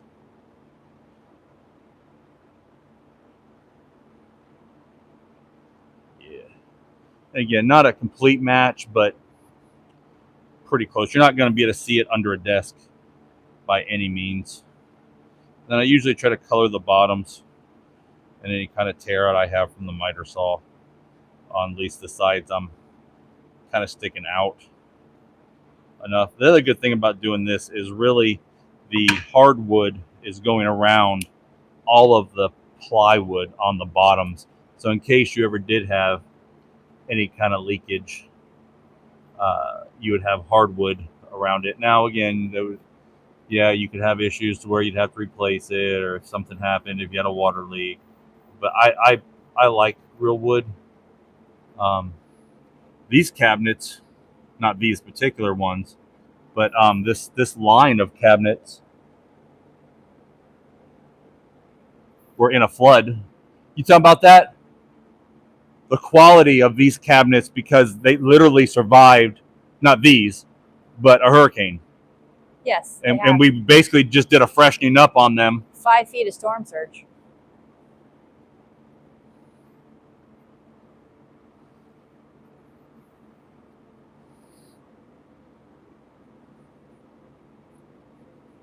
That's the difference between the plywood wood construction versus MDF, is you might actually be able to salvage it.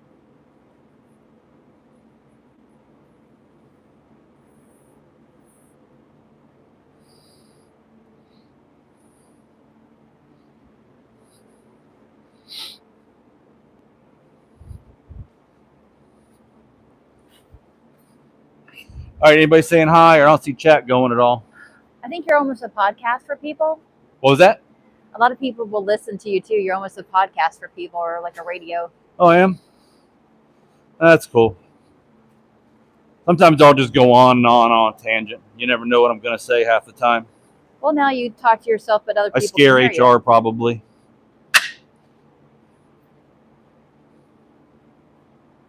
Oh, gosh. We try to make it to where you can actually hear us when we're doing something, too.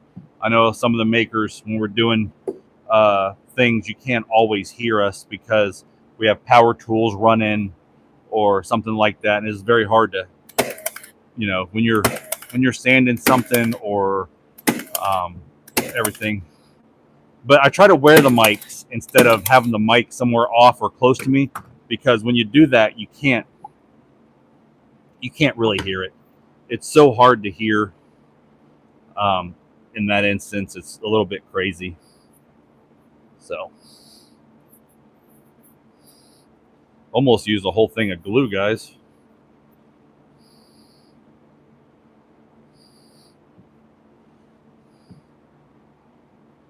Holy moly! All right, let's put this bad boy in. Do you make slingshots, or are you just practicing? Yes.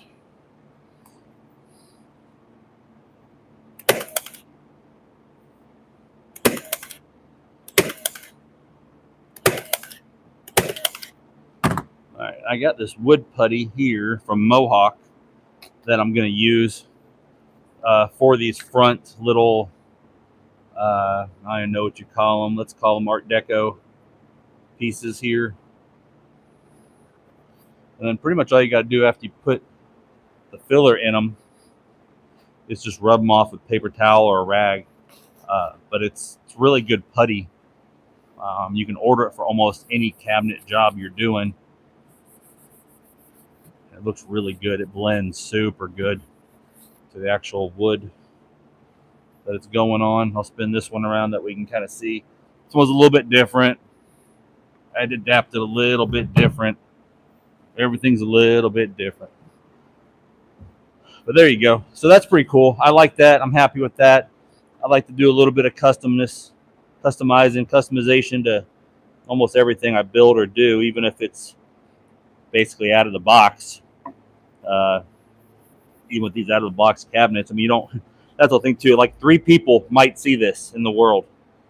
You will now because you're on YouTube and watching me. But that'll just be, again, something on my desk that people don't always get to see. And real quick, I'm gonna fill these corners in. These miter corners isn't the right fill. It'll be a little bit darker, but it'll be fine. I think it'll look just fine after it gets in there. That way there's no issues. I can fill them in real quick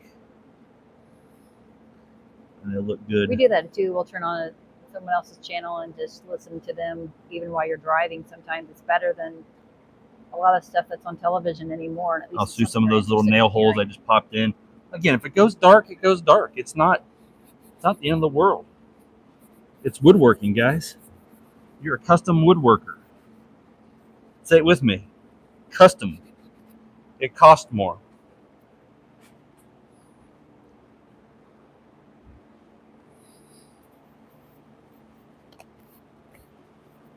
I'll put a little bit more in each corner. That way I'm covering up some of the nail holes and everything.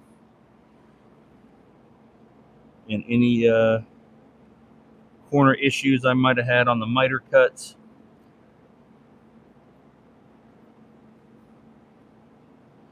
Sometimes when I'm doing these at a customers, if they want total and utter perfection, a lot of times what I'll do is I'll go just a slight bit over 45, like 45 and a half.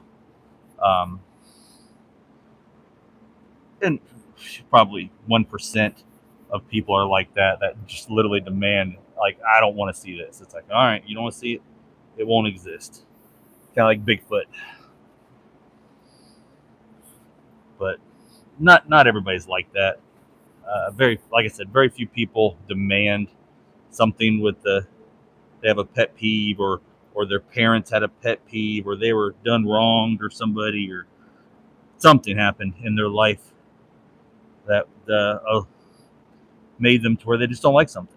I've run across those people on many facets, and nothing's wrong with that. Nothing's wrong with having an opinion. I would rather you have a strong opinion versus no opinion. Especially when I'm asking you questions on how to get something that you want done and you have no opinion, it's harder for us to do our job and design something around, I don't know. And then if you do whatever you want to do, sometimes that, I don't know, turns into, I don't like that. Well, you didn't have an opinion, so therefore you get no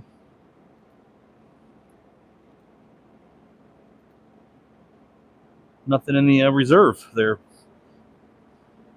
So it's harder. I wish more people actually made up their minds when they were doing something with anything, with life in general. Again, if you have a question or an answer, usually it's better than just flying by the seat of your pants. All right, there we go. All right, I did the other one. I might be an area I might have missed on the other one. I don't know. But this one's on the table. So I'm going to go ahead and put the hardware in it. And then I'll slide it over and we'll put the door on it, the hardware in it, and get it almost ready to go out the door. That way I can take these things and probably set them up. And then I'll get a good feel on how big I want the top. Or we might do that in the shop before I go. That way I can cut it. Take it all with me. I got to take all my stuff for tomorrow anyway with me. So we still on. Mics are still on. Doing good. All right, I'm going to push this back a little bit. That way you can kind of see me and see it and see everything. These aren't Bloom. Bloom are the best on the market. I think I've worked with them. We've worked with them. Bloom, they're good. Especially the all adjustments. These are like 2 adjustments. These aren't bad. These are actually better than like the Amazon Temu stuff you get from some places. Oops, had a screw thing there. This must be the one that I don't have. Yeah, it's over there. So the good thing about cabinetry that comes like this,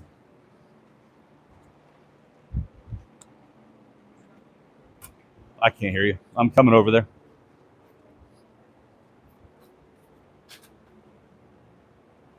All right. So is they have holes in them for almost all the stuff. So it's pretty cool. I like it.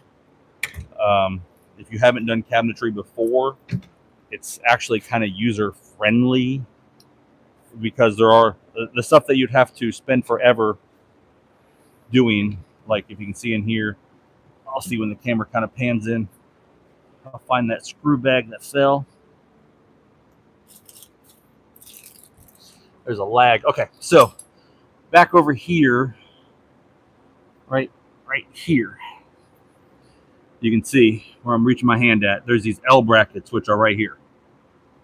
The cabinet itself comes with two little holes that are in the back of the cabinet, which you put in the horizontal slots in the center right here.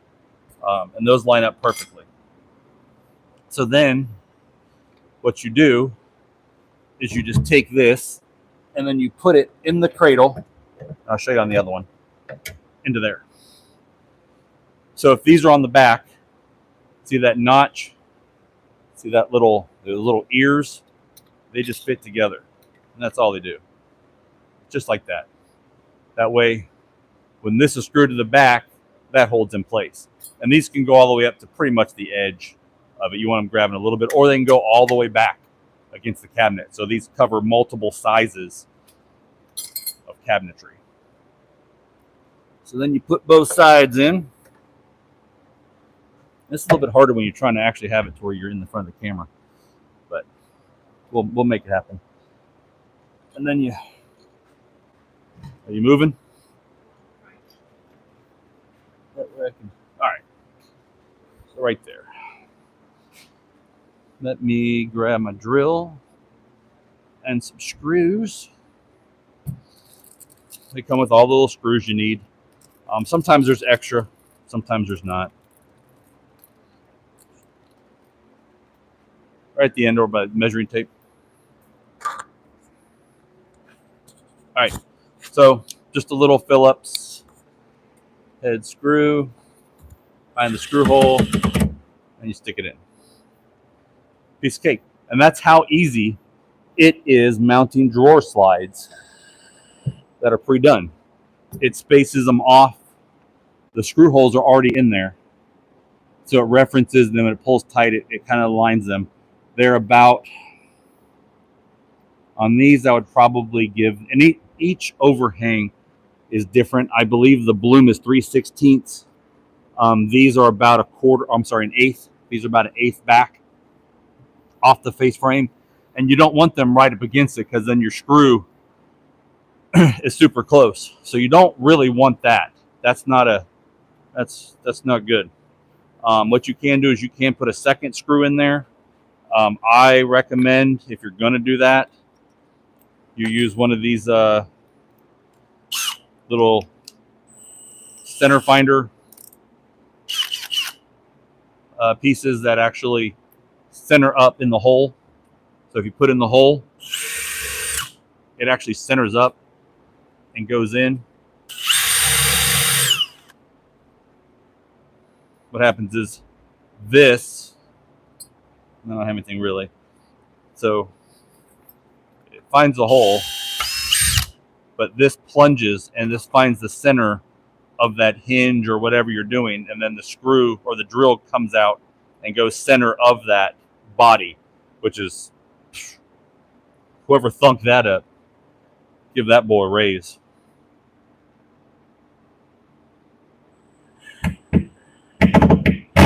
And the ingenuity of tools we like a lot here too. We like the different stuff, the cool and unusual. I dropped something on the ground and probably won't find it again. That was a shim. Okay, so that's done, right? That's easy peasy. All right, I'll build the other drill box on site or on camera. Here's the little pinball flappers. So that's all you got to do when you walk up. You kind of just squeeze them or push them out, push them in, type of thing, and it just moves them enough to release them. Actually, that's not what you're touching. You're touching this. So you squeeze them right here at this point, and it releases. So you can pull them out. Best way to pull them out, throw the drawer on there, and then just kind of grab the rail and push it back in there, and that locks it. You'll hear it click. It'll also lock in the back. If you need to, you kind of have to push the back into the holder. Sometimes you have to get under it. Sometimes these aren't the best of anything to do. I'll put some bumpers on here when I put them on the door. But there you go.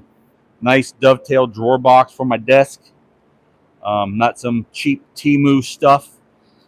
I don't have to worry about just crap. I actually have some nice, super nice pieces. So the only thing I got to worry about is, and I'll put some hardware on. I think I have some nice hardware we might put on also while we're here. But I got the hinges. These are 3-way adjustable hinges. Again, the screw hole is drilled out already. Did I leave the other one over here? No, I did not.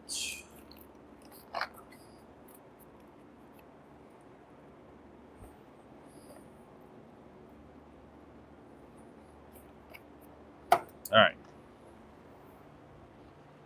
So I got the hinges.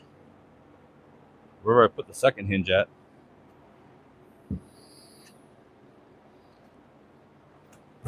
All right, that's not good, y'all. Oh, never mind. I didn't grab it. All righty. So I put the other hinge on. Yeah, there's room. You can see me. Okay.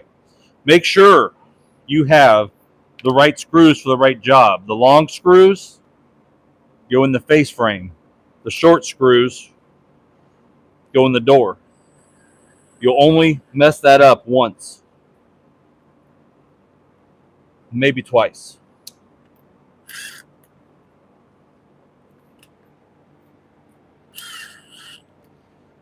Line them up. If you're doing this not from a kit and you don't have your holes in it, what I like to do is I like to put a square. You can use the jig, do your 35 millimeter, and then if you're holding your hinges down, put your square on them like this, and then drill your holes in here.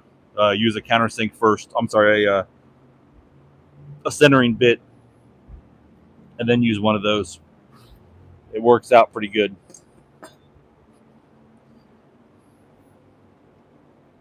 So these come in 6. You get 2 little bumpers on the door, 1 in each corner. You just press down. They stay on pretty good unless they're superheated or they're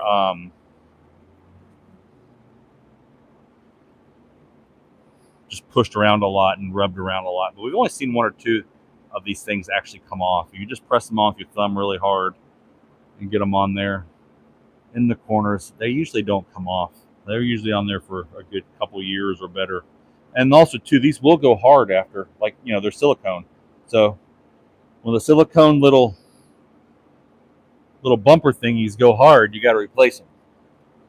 And it doesn't take surgery to do it. So, boom. Soft closure. Bumpers are on there. Now, it doesn't matter which way is up. You have a hole here, and a hole here, and a hole here, and a hole here. These hinges are the same orientation. They're 4 inches center or whatever they are, center off the same. Now, on an upper cabinet, you can switch it around, and your small hole distance from here to here is your lower, and your upper is that. So your upper will have like 1 inch for crown, and then this will be down about 1/4 of an inch off the top.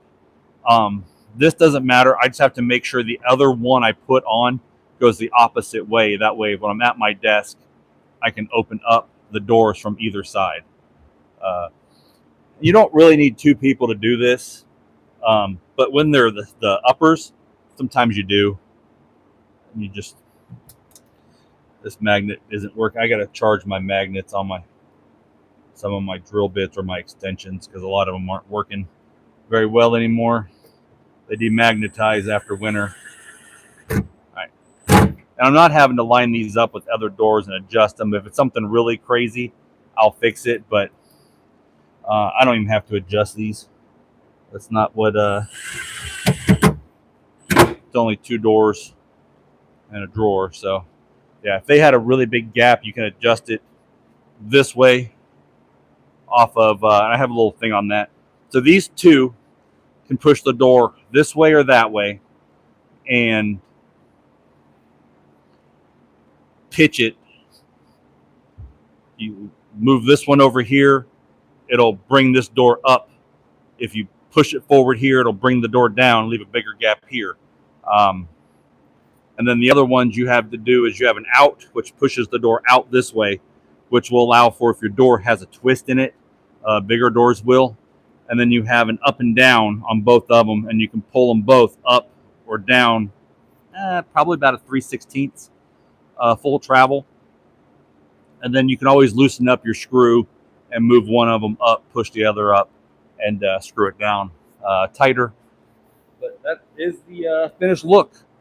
I have the corner caps on. I have the back. I have my nice little cool medallion style Art Deco piece on the bottom. This will give it a lot more stability since it's got tons of weight down here and mass now for a desk. It's super heavy. It's got my corners covered up. It's got my 1/4 inch ply on the back now that I have all four sides of prettiness. I can put this will be the right hand side one. The other one will be the left now since I put this one on the right. And it'll open up. My desk will be here at 30. And then that. And then you got to kind of just lift and pivot and pull it down and slide it on your body. Because these suckers aren't light.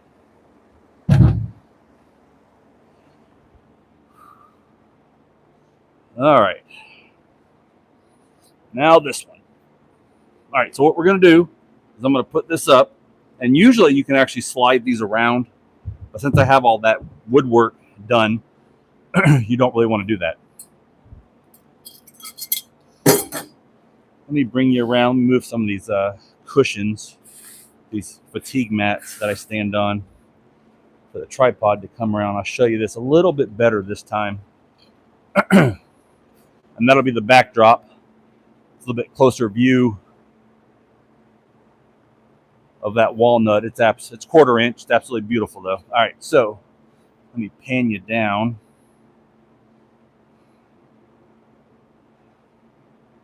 There you go. So there's actually a hole here and a hole here and a hole here and there. So all you really got to do is move those, put those like that. And you can put more screws in it.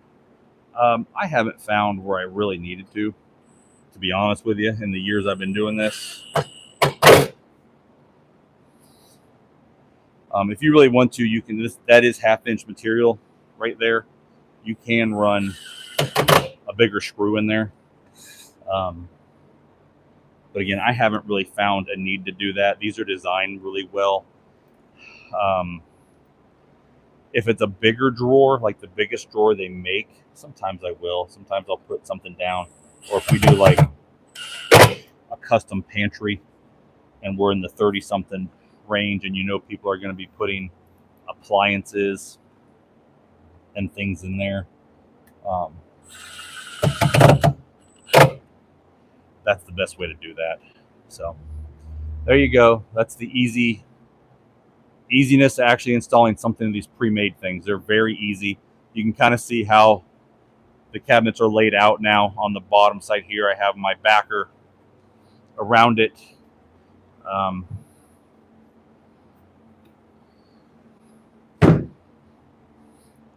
Pretty cool. Cool enough anyway, right? So yeah, there it is.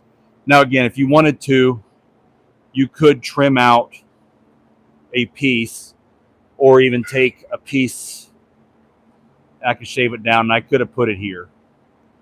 You know, if it was for a customer, I might have actually done that piece like that. Even putting one down here, so you'd have one here and one here. That way, it looked like a door back here. And then, if you really want to get elaborate, you can order finished sides. They were asking if you put in pilot holes. What was that? Do you put pilot holes? Pilot holes for what? Whatever you're talking about, I couldn't hear. So on these, they're actually pre-drilled. So I don't have to, on the in the box cabinets, I don't have to drill any of the hardware. Let me try to zoom in on you here. So pick the whole tripod up. How about that? So on these cabinets, if you can see, there's actually a hole drilled already in the face frame for the drawer slide.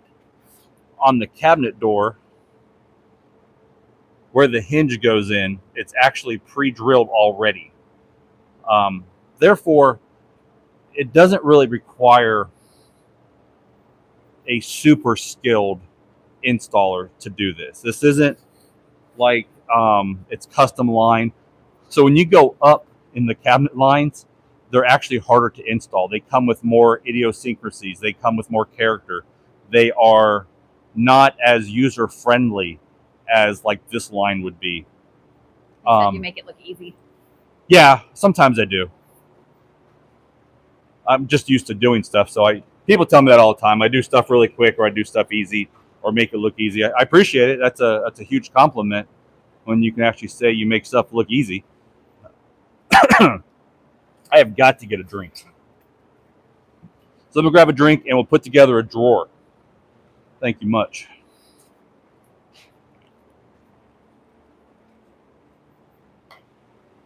So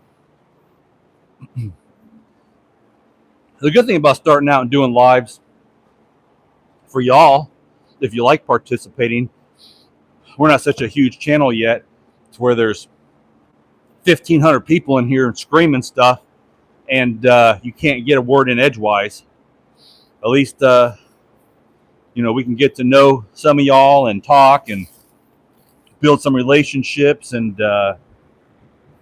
y'all can kind of enjoy the content without being overwhelmed. So I got to get some of those sanding mats, like almost like fabricating mats. This install surface, it won't really hurt it. Right now. What's up, buddy? We're live. We're just on YouTube, kind of just streaming, talking about building cabinets. That's fine. Not many people are watching anyway. But I'm just building a desk for my stuff. Nice. Yeah. Well. What you got? So, the young fella? Yeah. That helped, I think, unload some stuff or something? Yeah, like 18, yeah. Dumb young, and yeah. Strong back, weak mind. Sure, got him. He was asking if you would be interested in, like, taking him on here and there as an apprentice. Tell him to have him stop by. Is he like not working anymore, or he? No, just like on the weekends. Okay, yeah. Definitely. If you want to try him out on the stair job. Yeah. I don't see why not. I mean, he seems a little bit eager to. He's a good dude. Yeah. Like, he's a hard worker. He takes direction and Guest appearance. Do you want to go say hi? Yeah, say hi. hi guys. Nice to meet you. This is Nat. That's on the TV. There's a little delay. There's a lag time. Yeah, so there's like that way they can flag something, or I don't know, who knows. But yeah, so yeah, Have him stop by like one day after work. Okay. Get with us. I might send him over here. He'll get off at 4, I think. Okay, we have to make sure we're here. Yeah. But yeah, just any day that we're here. All day tomorrow we'll be here. We will. If you're No, still we here in, won't like, be. 30 minutes. Like, Oh yeah, we'll be here in 30 minutes. Yeah, we're I'll here. just have him come by and talk to you. Okay. Give Yeah, him my phone number too, and he it's can on the call door. us later. You know that. Okay. Yeah. But yeah, he can Cool, do cool. that, and then Yeah, like, I'm still. does it feel better in here? It feels really nice. I mean, it's I'm just still that. But muddy. I'm almost done with the second coat. So I got a third coat, and then I got a sand. You've got like a fancy tool for sanding. So, They said, gosh.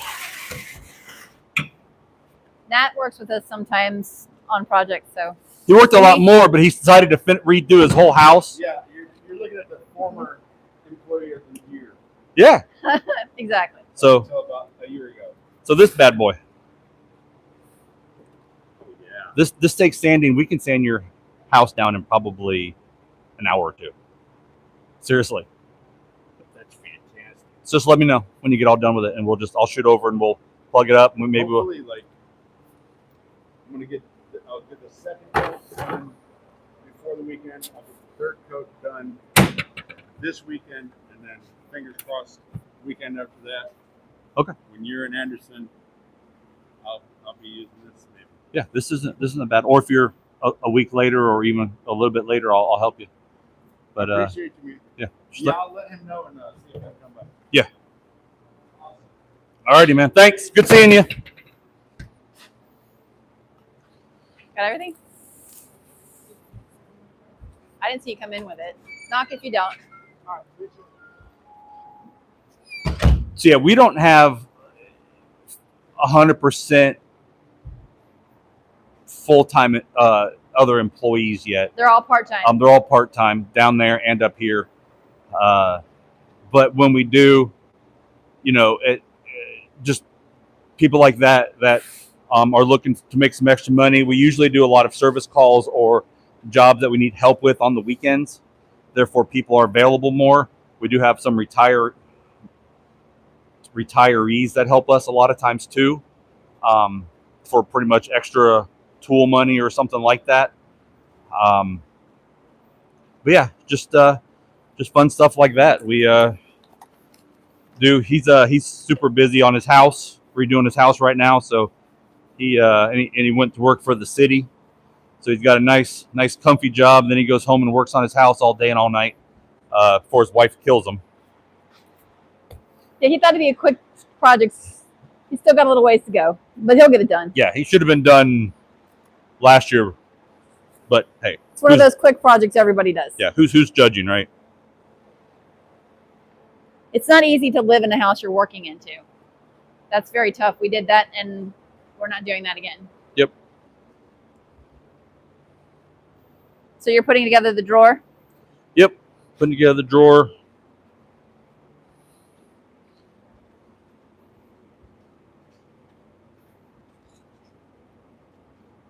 If he wants to, if you talk to him, you can always pull your mic if you want to talk to him a little bit. He's been in the shop before.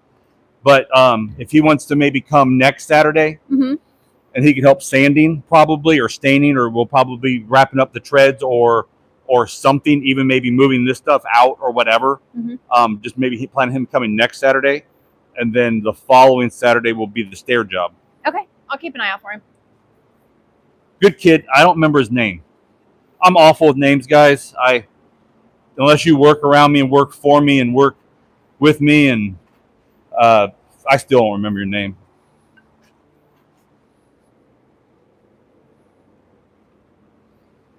I thought I heard somebody pull up. Huh? I thought I heard somebody He pull might up. even walk over. You never know. No, he pulled up. I don't know if he's off yet. I know Nat leaves out a little bit early to get the kids, so.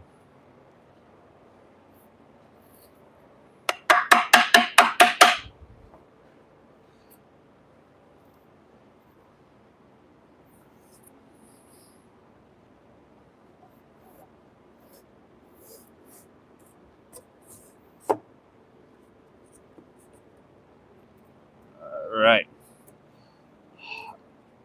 So these dovetails that come here, they're not the best, but they're not even the worst either. Like I said, some of the higher end ones that you pay a lot of money for, like craft made, they're even not as good as these a lot of times, which is crazy to us on some of the quality that we see come out of these bigger shops. We do it different. We have another machine at another location that we can make them. We're trying to get another machine here that's more closer to this shop. That way we can have somebody in here working on them. if all your stuff's in one, it's harder to do it when you have a couple small shops because all your stuff's not in the same area. When your stuff's all in one area, it's a little bit easier to get stuff done. Hence, that's why we have 2 of almost everything, or 3 sometimes of everything. This drawer box almost looks warped or something. A little bit. That's all I do. I take a clamp and I put it on there, push in the dovetails, kind of all the way around. There we go. That's looking better. Let the glue squeeze out a little bit on it.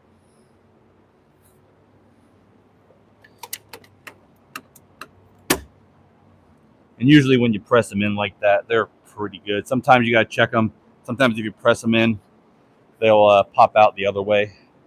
So it's kind of like in one way, out the other. I got to grab some paper towels real quick.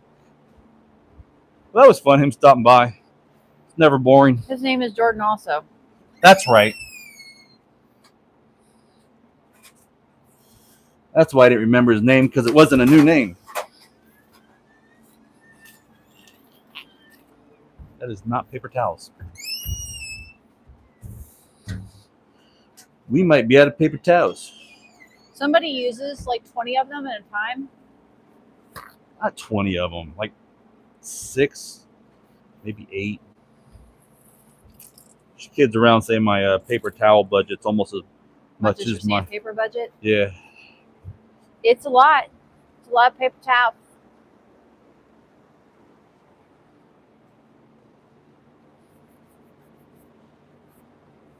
But they clean up glue so well.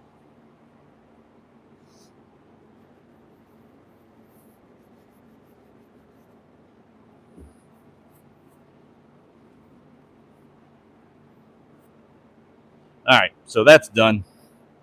Now we can put the cartridges on it. Get it put in the thingy there.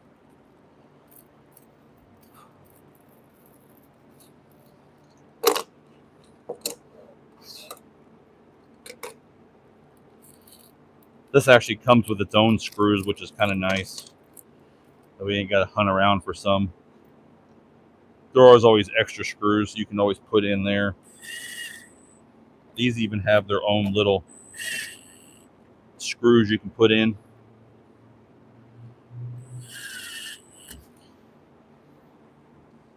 If you're doing it, I recommend there's 2 in the front and 1 on the side. Do the one on the side. They're asking if this is a kitchen drawer. This is the same thing as a kitchen drawer, yes. So this is a kitchen cabinet. We're just making it a desk. That's the only thing we're doing. It is the same thing as your kitchen. So it's done the exact same way. But anyway, if you're doing this, because of when the cartridge goes in, this one's all screwed in already. So if you don't screw it all the way in and this pushes out, if you can see that in the kind of thing, if this comes up because these 2 screws are in there like this and it pulls it in on any drawer, it won't let the guide catch. So your guide will have to be pushed down. You can put tape on there, but if you can get another screw in this screw hole to hold down that corner, it locks that in really nice. And these, like I said, these come pre-drilled. That way, all you got to do is stick the hole in the screw. Reverse in the that. hole. Yeah, that thing. Asking, have you seen Taxi Driver with Robert De Niro? It's an old movie from the 70s. It's been a while. Why? What's up? What's the reference for the Taxi Driver? I'm not like super up on my 70s movies as much as I am probably my 80s movies. But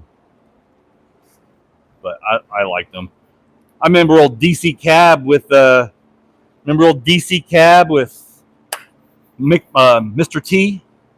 That was a funny movie. Could have been better though. It had so much potential. I think it could have been better.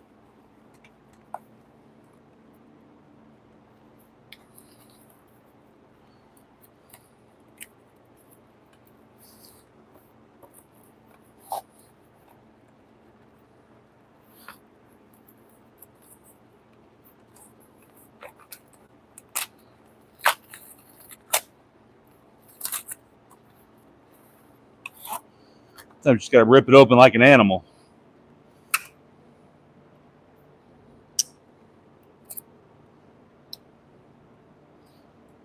Usually what I do, I like this one because I've gotten used to it so much. I'll just push the button in and push it on my body. That way I can put it back in my pocket one-handed. I don't have to always close it with two hands. And this stuff you just got to kind of rip up. Yeah, so that back there goes into the channel right there, and you just kind of push it, and there's already that hole drilled. So that's user-friendly, made for the not experienced peoples. And then you can throw a screw in the bottom because you already got that screw hole drilled, and that's in there easy. Same thing with that one. And if you want to, you can grab two more, which I have two more sitting over here on the side because, again, I don't use every screw that it comes with. And if you want to put two in here, you can. Just use your centering tool. That's all you got to do is hit it there. And there's two screws in the front, two screws in the back. Gravity holding it up.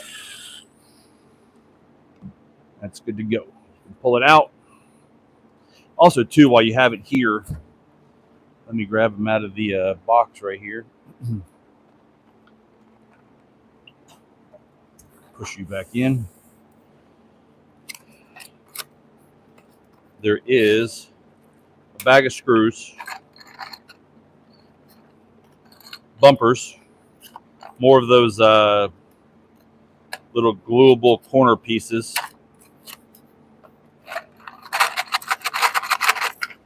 These stupid plastic,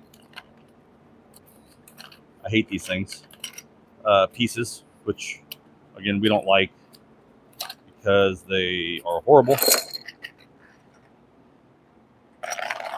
So we don't even like those. We throw those away. The screws are 1-inch screws to hold the body together. They give you a ton of them. We have like a bottle and a half of these things lying around the shop somewheres. I still got all these screws, and these come in handy for when you're missing a screw. I keep all these screws because of if I'm missing something, I can always put it back in. So even better, these black drywall looking wood screws, I keep two. They're 1-inch. They're harder to find in 1-inch, so I'll keep them. I put them in a bucket. I save up. When we're doing a ton of kitchens, I'd even give them away. I'd get little ice cream containers or little things, little jars, and put them in. They were pretty good to give away as to other woodworkers or people that need them.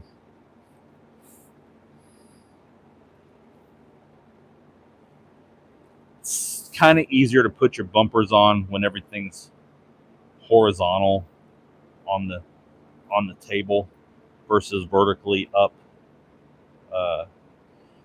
or assembled. So there you go. There's that. I'm gonna use that again for my door when I put my hinges on. What I gotta do is pull these out. There's notches there that fit on that track right there. And then these just kind of push down in there, right there. And you pull this plastic out and you hear that little click. Hear that little click. And that is not locking. So you got to play with it. And then there it is. And that one is too. Push it in. Pulls closed. I have to see if I can find some hardware to maybe put on there. It'd be kind of cool. Spin you around. Put some hardware. I might have some knobs. I might have a pair of gold. I might have four, not 8, 4 gold handles to put on there. We'll have to see about that. I have them left over from a job. Let's push this back a little bit. Whew. Not on the, not against the fence. These do have shelves in them, little half shelves. So VLC said, I caught you live. I'm in my workshop working on a bit. Just picked up a Rockler 12 by 24 wood lathe. Nice. That is awesome. Very good. Yeah, we are. I gotta look up the Rockler one, see what that's like.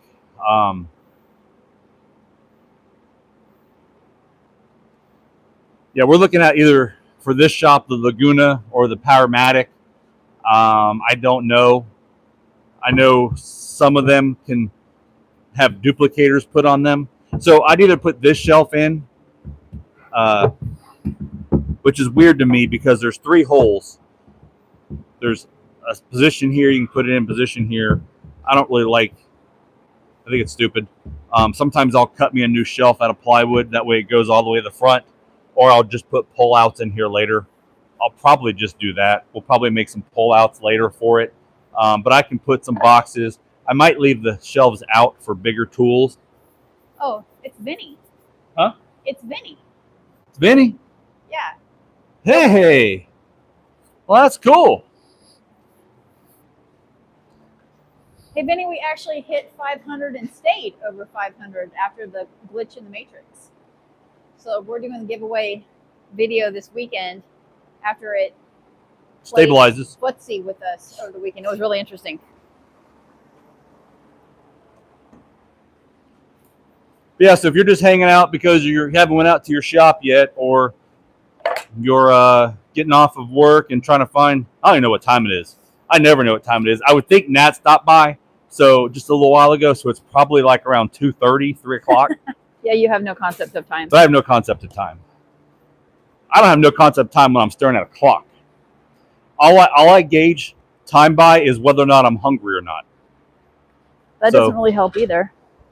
But I'm hungry all the time, so sometimes it just doesn't work. Oh, gosh. Got to bend over and get trash in the shop. So if you're just wondering, he's building. So I hope you like the build so far. Basically, we're putting on, these are just out-of-the-box cabinets from our distributor. They were left over on the shop. I need a desk for my home office. That way I can go home and do YouTube reviews and have, this is my mallet. This is actually my mallet my dad made at Disney using Teflon. This is kind of cool. This is scrap Teflon off of a job. Off of a ride, actually. I don't know which ride. But these are Teflon bumpers.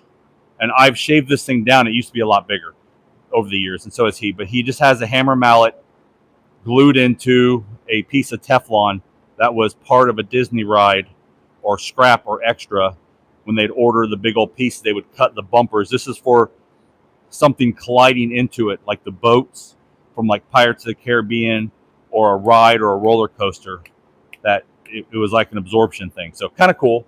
But he kind of worked out there in his retirement years. And I still use it. I still got it. I still use it on a few jobs. I don't take it out in the field, but it's that, and I got a little mallet I have out in the truck, a little round one still of his. But I think it's cool and fun, so that's why I still have it. And it's useful. Best thing about a memory, when it's useful, you can use it, huh? All right.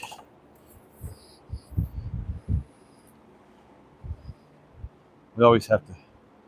There's tons of trash in a workshop too, man. It piles up. We almost dump the trash once or twice a day. That's how busy we are and how many people are in here.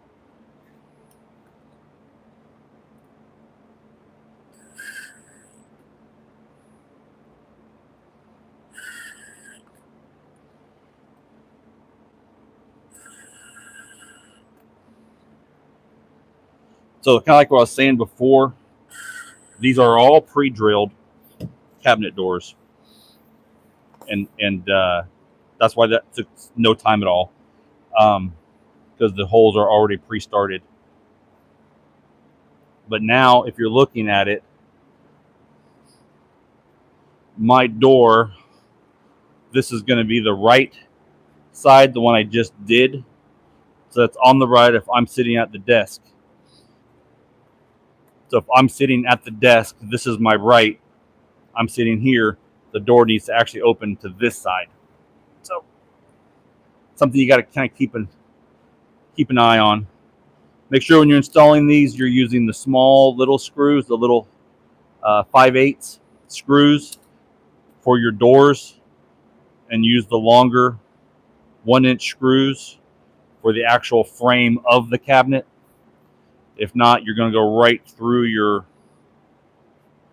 front of your drawer or front of your door here. So all you got to do is put it up, line up the hole that's already there. Now you could mess up and you could have to switch them over, or you could not like the way that one sets and then flip them.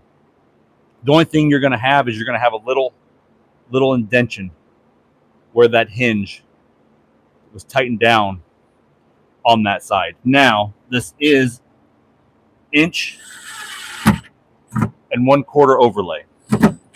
So with that 1.25 inch overlay on a 1.5 inch frame, it's kind of self-explanatory. If you don't know measurements, it gives you a 1/4 inch on this side and a 1/4 inch on this side.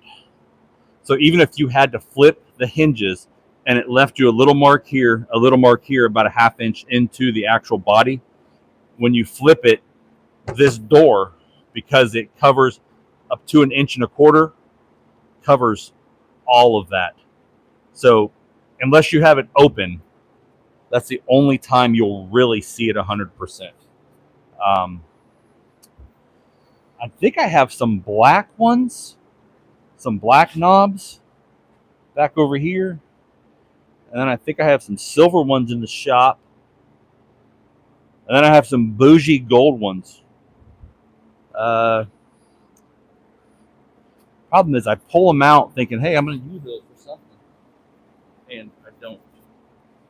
So let me see. And then if I have to, like I said, if I want a center drawer, I can always make me a drawer later.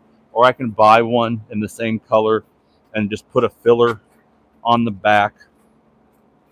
Or I can do something like that. I mean, there's tons of options. I think this is the one. What are you looking for? Bougie knobs. Oh, the gold ones? Yeah. And I do have 4 of them. So it's almost kismet. It's a word I don't ever use. Kismet. You know it. It's in the movie archives. So I got some regular just poles, which are good because sometimes you can hang stuff off of them. But I don't really like that. In this color don't look that great. And I got these left over from a project because usually there's always a couple left over. I think that's If Jordan. you want to get him, just take off your mic and then you can talk to him. He was asking where you bought your soft closure from. The soft closures? Yeah. So the soft closures come with the actual Oh, just 1 second. piece. So he's already talked to me. I've met him. I just want to say hi. That's fine. See if he wants to come by next Saturday and hang out. So they might put these on there. I probably won't use them for anything else. There's only 4 of them. They're kind of cool. I'll get back to the hardware in a second. So they kind of match up. I'll put one there. Then I'll put one.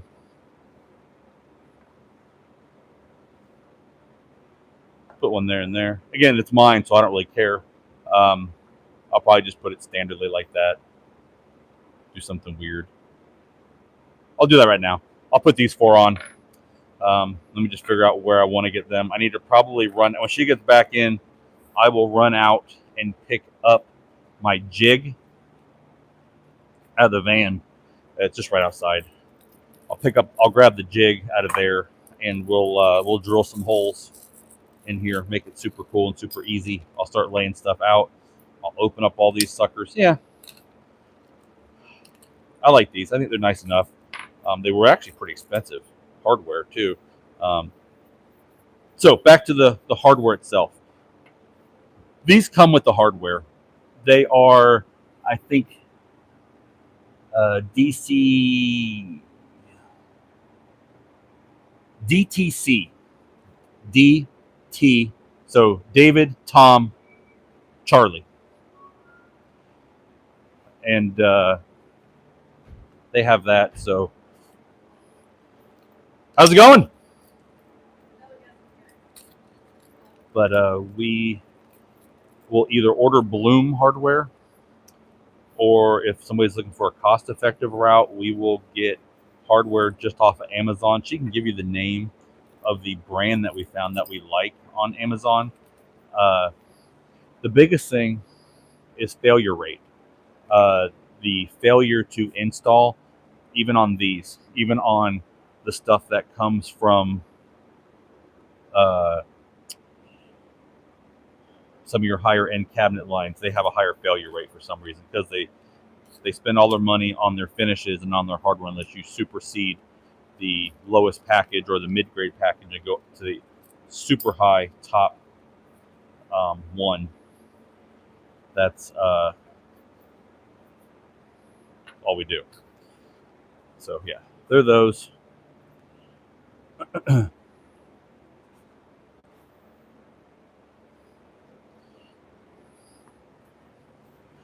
Put this back.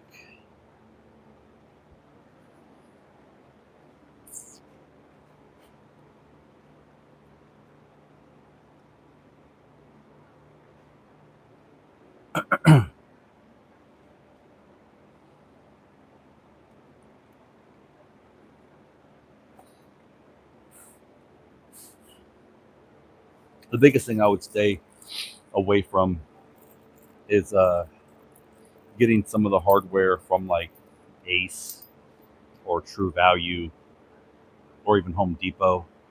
They're very low quality, especially the drawer slides themselves. The hardware, we actually hate working with that stuff because of it's just not good quality. These are a lot better overall than majority of the stuff out there. There is not many of those, but we do some variations, or sometimes we'll run into trouble and we don't have it missing one on the truck, so we'll go with getting another one on the fly, or maybe if we're doing a service call. But if we're doing that, we run into the issue of we don't like them. They're not made as well as what we usually have with us, and all that fun stuff. When she gets back on, she's going to get her mic now. Right here. It's right here on the workbench. Can you let them know what the Amazon brand is that we use for It's the like soft closures? Ravina. Ravel. I can look it up. She can look. She can look right. It's in the. Just look at the cabinet itself. The boxes, the cabinet. Oh. And there's a bunch of them there. And anytime we have, usually the better hardware comes with 2 screws. When customers want to buy their own hardware, we always tell them make sure it has 2 screws in it. The shorty is just for the cabinet door. The breakaway, yeah, that's the. It's a Chinese brand, but this is very good. We have very, very low failure rate out of this brand. We've had it for We've been using them for 10 10 years now or better. Ravinte. I don't know, Ravinte. Yeah. So that's the brand off of Amazon we always use. We'll order them like 100 at a time. We keep, oh my gosh, we keep a quarter overlay. This is no joke. We have them from a quarter overlay to 1.5 inch overlay. So it is no joke on the supply that we actually have of those. It's a little crazy. She's coming back. She'll try to keep up on chat. But so with the screws, you have to have the longer screw on your drawers. And if you're you're doing these come with 4 screws. The double handles, they come with the long ones you can cut off because they have that way you don't have to thread anything. They actually have, let me try to get up on the camera. So those will actually come with 4 of these screws, 2 short and 2 long. But if you can see, kind of right there, it's made that way you can cut it. Kind of, you can see it there a little bit. It's hard to really make out, but you can cut in between the threads that way you don't have to rethread something. So they're kind of cool. They're kind of annoying somewhere in the middle. So yeah, we'll put one in the center right here, and then we'll put one probably, I like them here. Some people like them here. Some people like them here. It's just personal preference. I usually try to line them up center with that if I'm doing them. That way I can they kind of look good overall. But like I said, why not? I got 4 of them. I might as well put them on. I got to run out to the van super quick. She can talk to y'all. I got to get the jig out to drill the holes. Oh, you're putting in the knobs? Yep. We need double of everything. Unfortunately, we've had several jobs back to back where we did different things, so it looks like a hot mess in the work vehicles, in the cars, in the shop. Although it's starting to come back together a little bit. Hopefully by the next couple of weeks when we get the shed here, we can move some of this stuff out here so it looks like something besides just a factory where we pull stuff in and put stuff out. How long have you been making cabinets? Pretty much all my life. I started at 4 years old with my dad. Then I got out of that because I rebelled in high school and started working on cars and machine shops and went into electrical. And then pretty much, about 21, 20, I was still doing off and on stuff, and I would do side work. But we started just doing stuff for ourselves, building stuff. I started doing stuff on nights and weekends for people, kind of like what the kid just showed up at the door for, kind of a job, working maybe nights or weekends or whatever we kind of need them at, trying to hustle, make money like we used to. Happy to see that. This kid's what, 20 years old? 21, I think he is. I don't know. He's young. 21. It gives me a little hope. It's always reassuring that when some people are wanting to hustle, so young. that's a dang good sign. Actually, I respect that because that's what we did. We worked 2 jobs most of our life. It feels like I'm 105 years old by now, maybe 110. But I see. Look, hey, they gave me an extra screw. I firmly believe in if you're younger and you can do it, go ahead and do it. Get it done. Get the money, save up for a house, start buying into the life that you want, and just do good things. Full time, about 12 to 15 years. Yeah, right about 12 to 15. We even did stuff. I just posted a video. I need to see if I can actually upload it, or she can upload it. I can't upload it. Upload it to YouTube. It was like a big monster head. You'll see it. It's in the shorts back a little bit. But special effects. We used to do special effects for resorts about 15 years ago, and we would build the big monster heads out of spray foam, Santa Claus chairs, princess chairs out of doors, just things like that. Cabanas we would build stuff for the restaurants. We had a couple accounts that we would do that with. It was pretty cool. Okay, on to hardware. We have one of these, and no, this is not a domino killer. This is the same color as what people say it is. Give me that thing. I'll give it a true review, put it through its paces, and actually tell you. These guys that regurgitate everything because they get fed everything on loop and get to play with the stuff. They don't know any better. They're just hobbyists. They don't know any better. Give that to somebody that actually works for a living and let them tell you if it's going to be worth anything. Now, it is, I will give it something.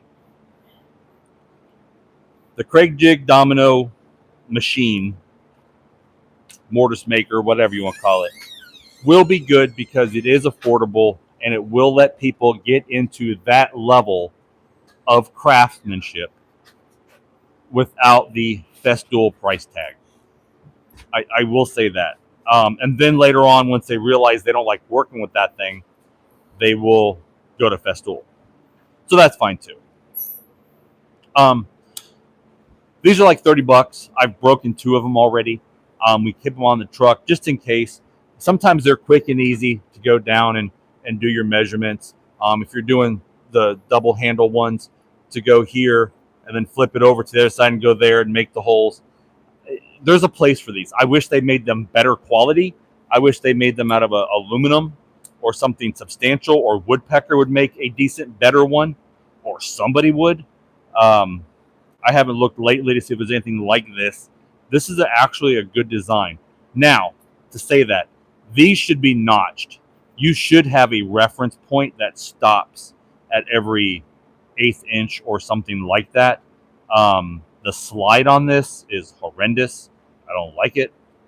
Ingersoll or Jessam needs to make something too. They're getting better and things like that. But we need something that is more not up to vibration and movement. If you knock that and you don't realize you knocked this loose a little bit and this sucker moves on you, you're screwed. So I don't 100% recommend them in that facet. But what you can do is when you space this down, if you want to go here, you can move this all the way down.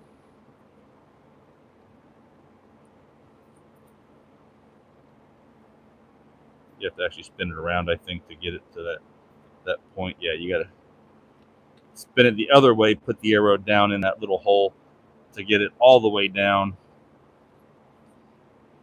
And you can do the same on both sides.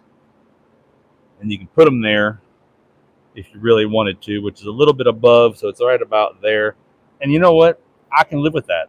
I'm not that picky on my hardware placement. Some people want it down to like the absolute nub, and it's like, all right, well, whatever. If they want it done like that, they can have it done like that. But that doesn't bother me. All right, so that is in, and that is in Decreto. Then he was saying that when he wins the Powerball, he'll go ahead and get some festool. I was telling him that basically the guys at Klingspurs know you by name. They can just put it on hold for you now, and oh yeah, know you're coming up there to get festool. Yeah, if she says I'm coming around the mountain, they hold it for me. They hold it for him. So these are good. I like them. They have a place. These are excellent too. They can achieve the same basic thing. They have a centering hole, and then they have this really nice aluminum. And this is not a Woodpecker's. This is just, I like red. I like orange better. But this is just a red one off of Amazon that is just for that. So if you're doing a drawer with 2 bolts, you can put this in.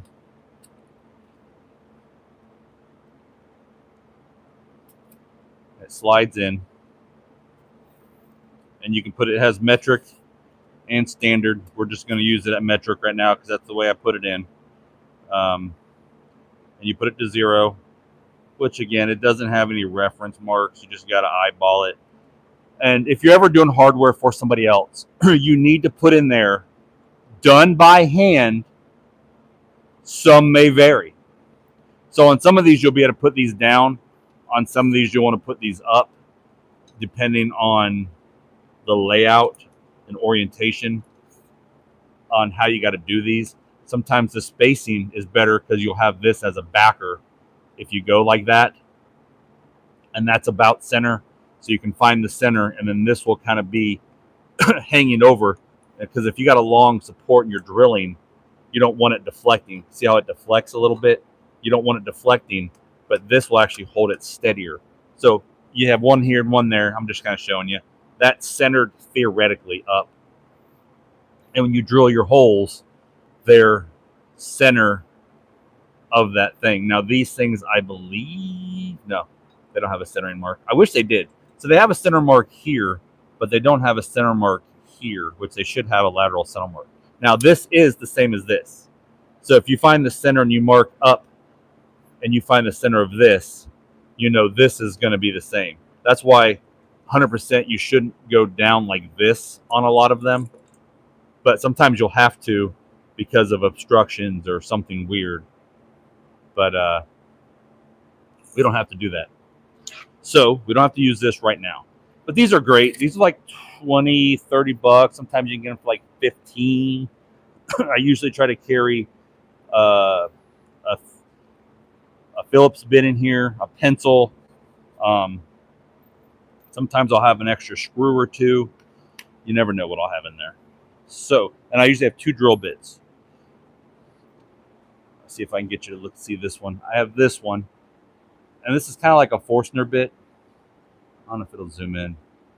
No, it doesn't do what a video does. So right there, it has a little starter bit. This kind of cleans it out. Kind of like a Forstner's better than a hole saw bit. I forget what these are called. I'm not 100% sure. And then I have just a standard drill bit if I need it. That doesn't have that little starter tip that has flatter bores on it. That way it doesn't blow out the back and put a mushroom on the front. So that's always good. Let me find a measuring tape and get a drink real quick. What do you need? Oh, a drink? We're both multitasking. I'm answering the phones and answering customers' emails and calls while he's doing this as well.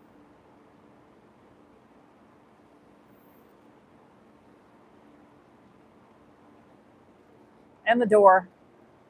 And guest Again, if visitors. I haven't said, I'm glad you all are here. Hope you're having a good time, or at least hope I'm a little bit entertaining.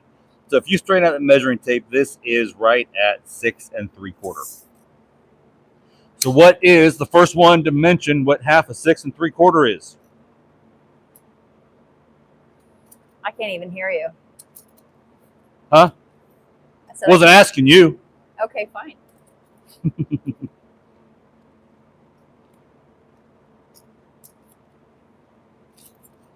All right.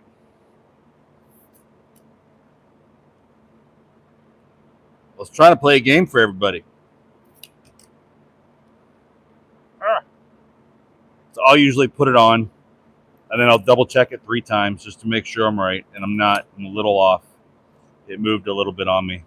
I wish this should have been a little bit more down, and it shouldn't have been a pinch. Right now it just pinches into this metal. This should have a plate that pushes down on ridges that locks it in. Again, if I was designing tools, man, that'd be awesome. So that is centered. Then you have to find this center, and that is 17.5. So what is 17.5? Anybody? I think most people don't want to do math in the afternoon, and I can't hear what you're asking them, so I can't help you. What? I don't think anyone's answered you. I can't hear you. I said,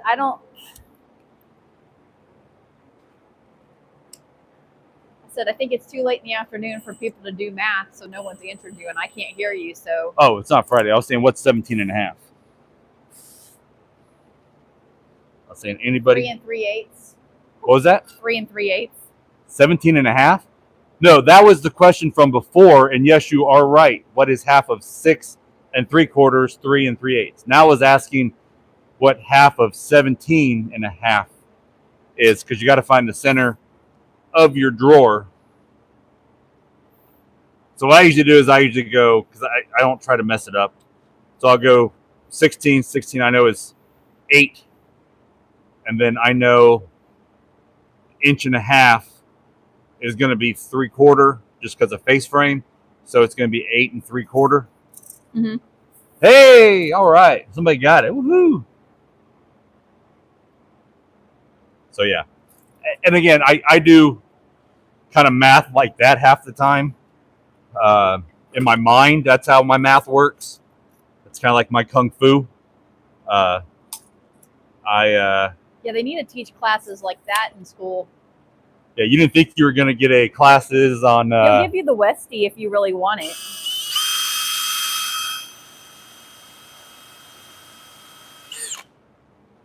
He won't let you have the lab, but he'd probably give you the Westie if you want it. That's a cool lab though, but he's got some issues. I think he sees dead people because you can't explain some of his weird idiosyncrasies.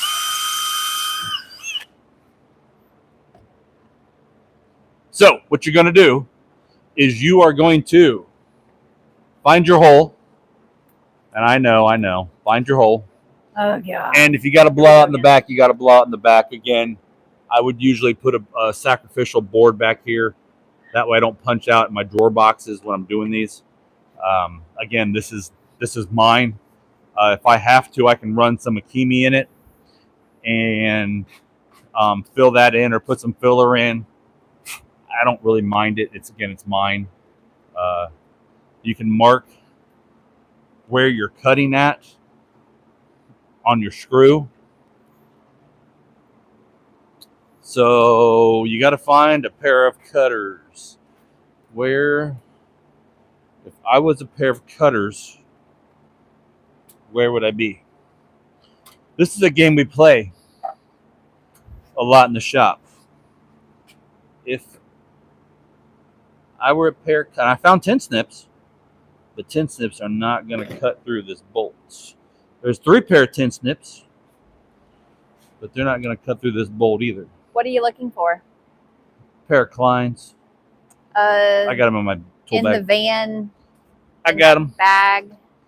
Or in your new bag. In my new bag. I got to put a pair on my workbench because I know I have like 6 pairs somewhere, but I don't have any on my workbench. All right, so yeah, you just get your Kleins, put them in the bolt hole that you're going to need, and then cut them off. We're cutting 2 sections off on each one.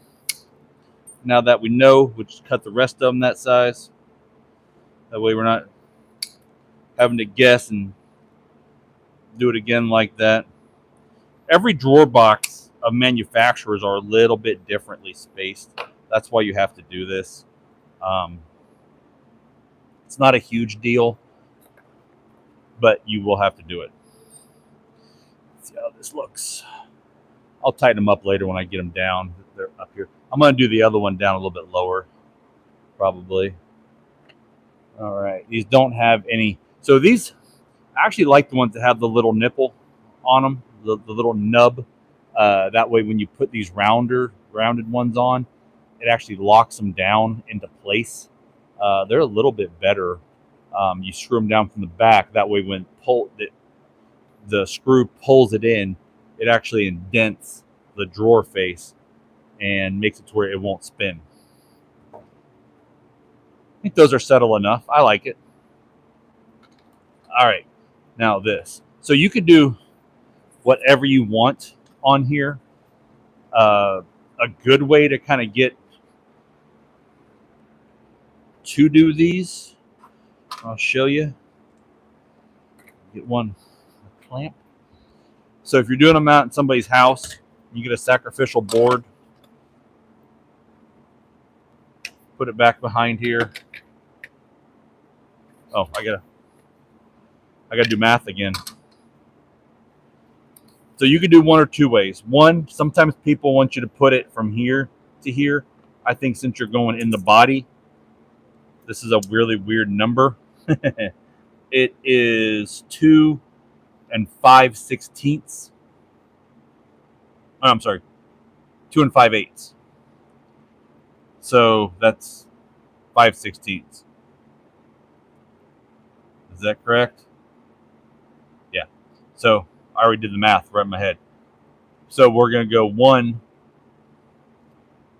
This is 2 5/16. So center is going to be 1 5/16. So on this little thing, you got to kind of catch. This isn't made for older people. You got to catch the light just right. And really, there's not a 5/16 on here. They don't have 16ths. They only have 8ths. So you kind of got to go right in the middle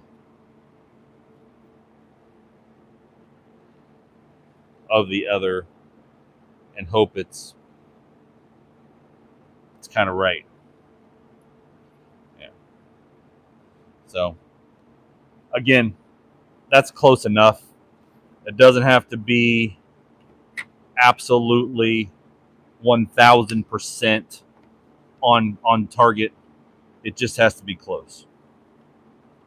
So what you can do is you can take this and you can level up with how that is up there, push that in, and then that is clamped together. It won't blow out the back as bad.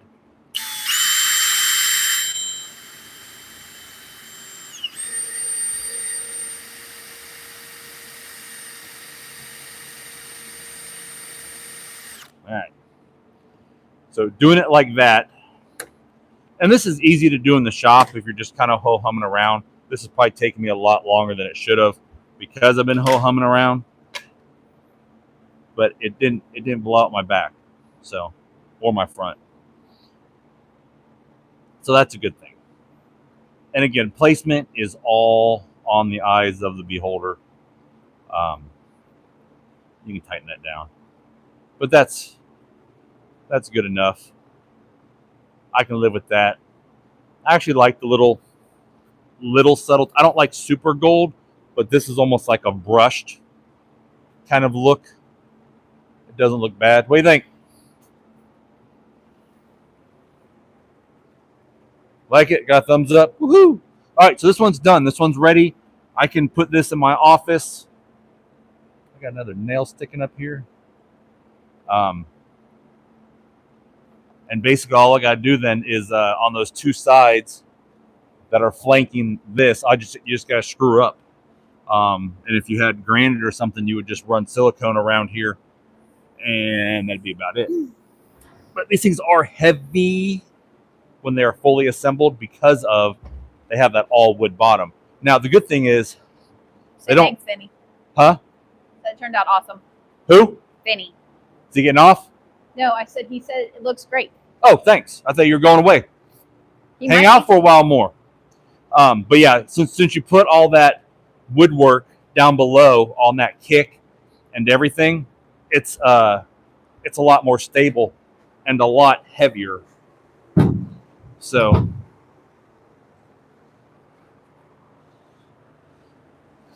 gonna pull that over.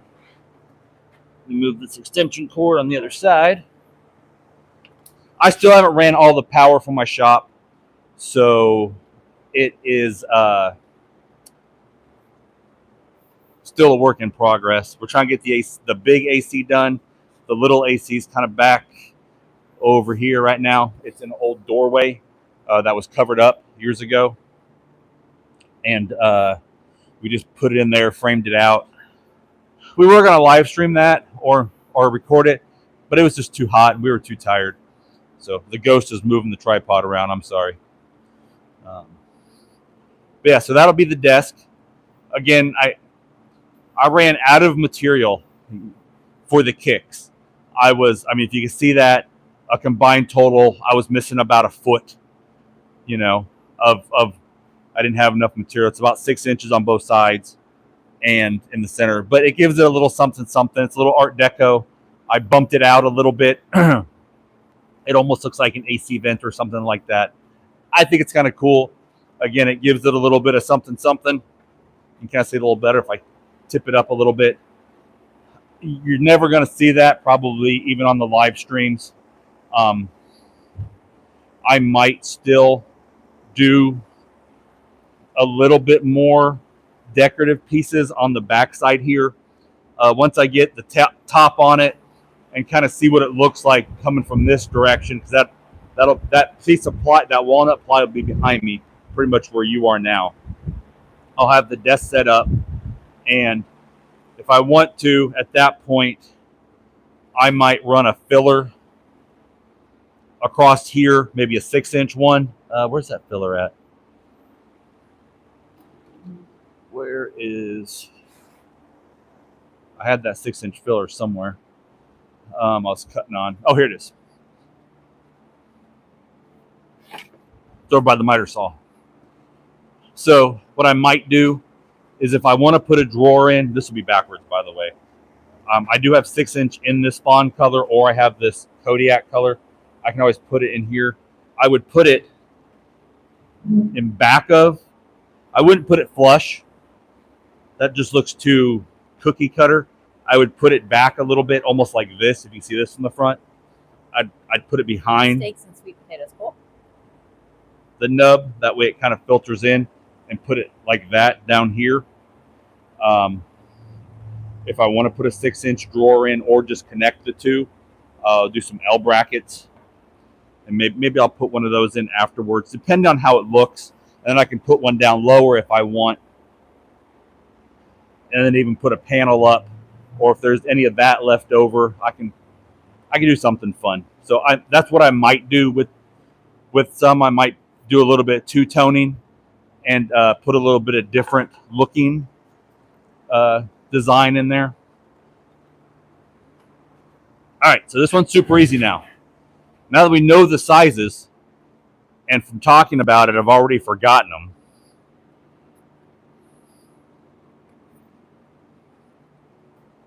And I had a little rolly cart. I don't see it anywhere, so I'm just going to have to use the good old reliable defendant chair.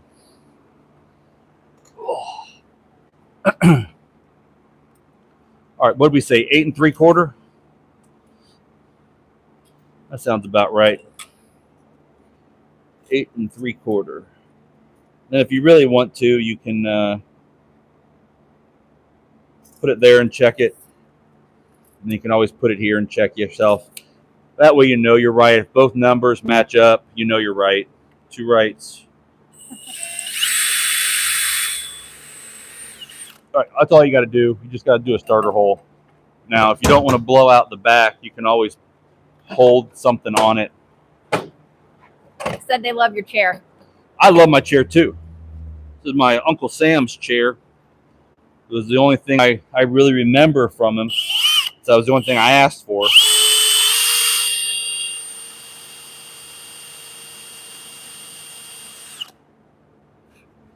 But the lady that was married to him last, she actually made me pay for it at his, like, you know, giveaway wake, whatever. Come and get whatever you want for it to remember him by. But whatever. I gave her, I don't even remember what it was, $35 or $55 or something like that for it. That is a comfy chair. You can sleep in that. All right. I have these little pieces left over from the think about maybe it's ringed. I don't know how fragile that would be if we did knife handles out of that, but might do. I got 2 of them. They were off that mantle piece, the tiny little slivers when I cut them on site. Beautiful wood grain though, so these might become knife handle scales, something like that. All right, now all we got to do is remember where I put my drill.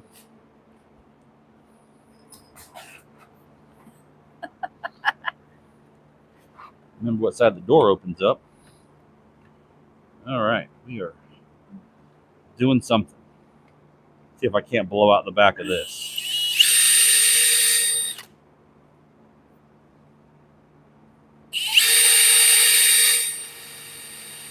I don't even know if I eat tuna and ice cream if I was pregnant.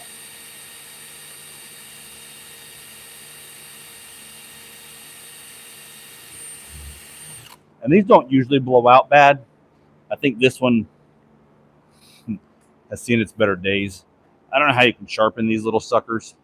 What kind of ice cream do you eat? I have to look into that because I think this bit is kind of on its last leg.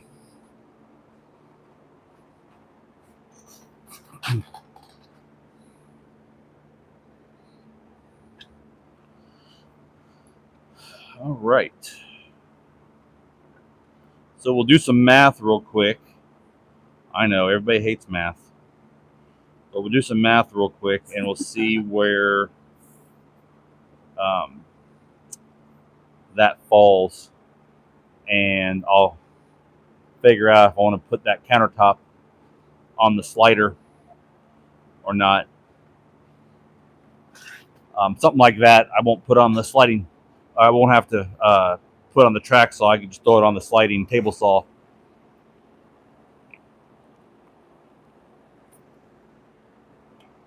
Cut off what I don't want. We'll put all this stuff away. Put it back in the truck. I don't have two of those. I had two of the Craig jig things, but they broke. So I think I was thinking some of the chairs are wider. I don't know what normal desks are.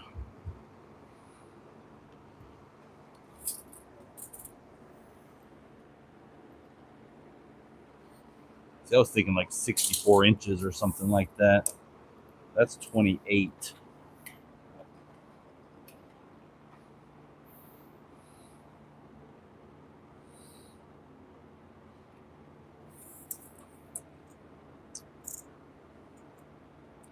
That's not bad. I mean, I'm not going to pull that far up to the chair anyway. I mean, my armrest will probably be out here somewhere. I haven't picked out a chair yet, so I don't know. It has to come up a little bit. It can't be as low as this one. But I think if I put these at 28, it might not be that bad. A lot of people are talking about food. Vinny's asking, why does a lot of woodworking channels turn into like the Food Network? What was that? Well, you're missing part of the conversation about food. Oh my gosh. They were saying he's making steak and sweet potatoes, he and his wife, and then somebody said tuna and ice cream, and I said, I don't know if I can get on board with that. Then I mentioned separate or together. Yeah. Because separate might be good and you might get people on board. If it's combined, you're a psychopath. You need help. I'm just saying, if it's combined. Then I said, we're going to keep it simple and make hamburgers on the grill. Yeah, we're going to make hamburgers on the grill. I make good hamburgers. So if you haven't, I don't know what part of the country you're in. Some parts of the country you can't do it. You have to order it. Everglades seasoning is phenomenal. It's a very good seasoning. So what I do is I take Everglades seasoning, the original. Now we really are the food channel. And I put it in my burger. I take some cilantro or some chopped garlic or even some pico type thing. Put that in my burger meat. I put some curry. I put paprika, like smoked paprika in there. I put a little bit of sprinkled Parmesan cheese in there and some Worcestershire sauce. And if you really want to go crazy, you get some lamb or you get some like Jimmy Dean spicy sausage and it like a quarter to the whole of what you put the meat in. Mix that all up with the ground meat and that makes an awesome, awesome hamburger. But I was telling them about the liver mush sandwiches that are up here and I was like, I can't get on board with it. I know a lot of people like liver, but it's just the texture I can't get past. Yep. But yeah, we've become okay. Peach cobbler, I can definitely get on board with that. Oh yeah, that's good stuff. I could go for some peach cobbler. Peach cobbler on a nice warm day, as long as you're in the air conditioning. Yeah, that's peach cobbler on a cold day. Nice hot peach cobblers.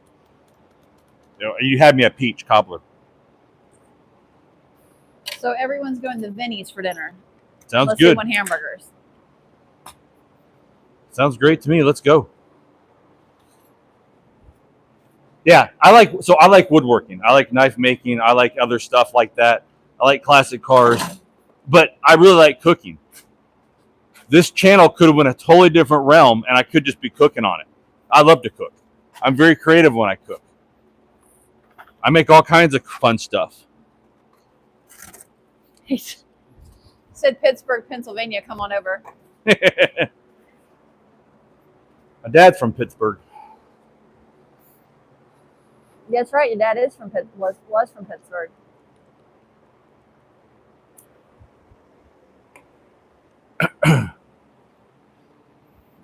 All right. So I have to do some research real quick. Maybe have her do it. I don't know.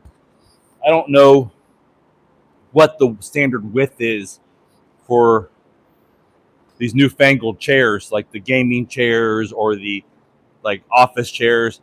I have to know what the width is of a chair before I cut the top.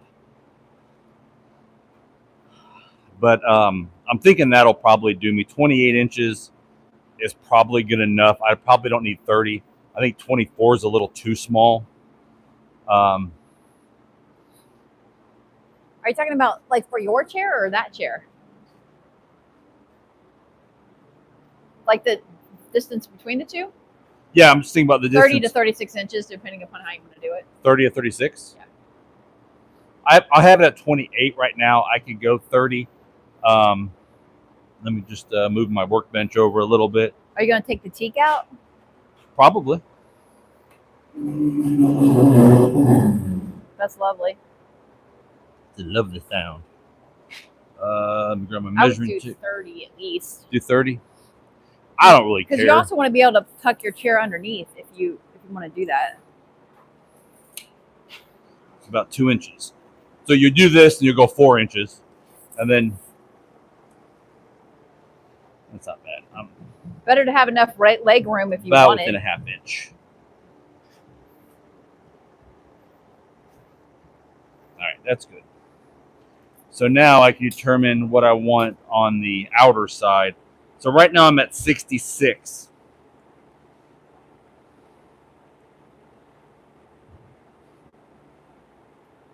So if I go 70 inches on my top, which means I think that's a 70. Is that a 6 foot piece? It looks like a 6 foot it's 72 piece. inches. So that's 72. Do I really want to cut it down 2 inches, or I would just leave it. I'm just going to leave it. Overhang like for a trash can. I'm not going to cry over that. That's not a big deal. If I want to put something back here, or like I said before, if I want to in an office space, build a box for inside of this, that's not a big deal.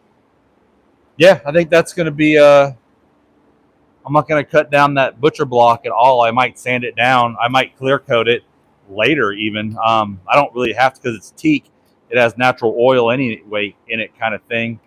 If it gets all disgusting, I might do something with it. But I might condition it when I get it back on over the thing. It's gonna kind of look like, I think I got a piece of it still out here. Let me see. Yeah, I got a piece of the teak. Let me show you what that's gonna look like. What are you looking for? Oh, the teak? Yeah, the teak. That's a sample of it. Well, it's leftover from the job we did. Just a little cut off when I was doing some teak floating shelves.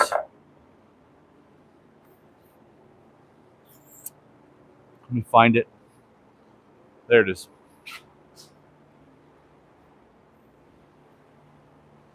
All right, I gotta load up the van today too, so I'll have to go and do that. But it's pretty. There you go. There's teak. So it'll have a nice 1.5 inch teak top that it's just sitting on, or sitting on it, and I'll screw those down together. I'll square it up.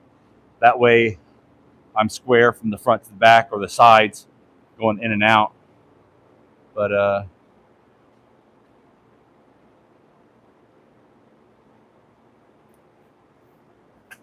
yeah, our main staple is cabinetry. We reface, refinish, we build new, and then we do like these are where they're what we call RTAs, ready to assemble cabinets, and then we do lines of cabinets like Fabby Wood and just a bunch of, she knows all the names, that we actually put them together and do, or they come already assembled to our But you jobs. also do like Murphy doors, Yeah, that was my next thing. So we do, and there's a video, a little short custom of Murphy doors. 2 Murphy door customs that we've done. We are a vendor for Murphy door, Murphy bed. We make Murphy doors and Murphy beds. We make also high-end bougie Tables, farm tables, chair sets, You're the benches. person they ask to build something when everyone else has said no. Yeah, usually we're the one-offs. We're the unusual people. Hence why we have the benches that are now going to have rails. Yeah, because that's going to be a project. We're going to make those into handrails, so they're old church pews. Hey, Beard. It's happening. But yeah, so we do all kind of custom work, and we enjoy doing the strange and unusual. It doesn't get boring. If it's the same old stuff day in, day out, it would get kind of boring and monotonous. Actually what we love doing is we like service call days. We'll go replace some hinges, we'll go fix some doors, we'll adjust things, we'll go out there and we'll cut something apart and then either fix it on site, or we'll and we have a van tour. If you look up on our it's way back in there too, but if you go to just like a shop tour, we have the Florida shop as the shop tour. We have the van tour, which kind of goes over what we have in the van, and then we have our shop up here that you're in right now, and it's still a work in progress. Again, we're getting more storage. We're gonna get all these racks out of here and all this trim out of here, and then a lot of the stuff in the back over there that inhibits me from putting all this stuff together. And this is going to be the backdrop of my my desk. That way I can do some YouTube. And there's tons of trim back over here in this corner, and then I have tons of lumber just even stacked up everywhere. You can see it. It's kind of crazy.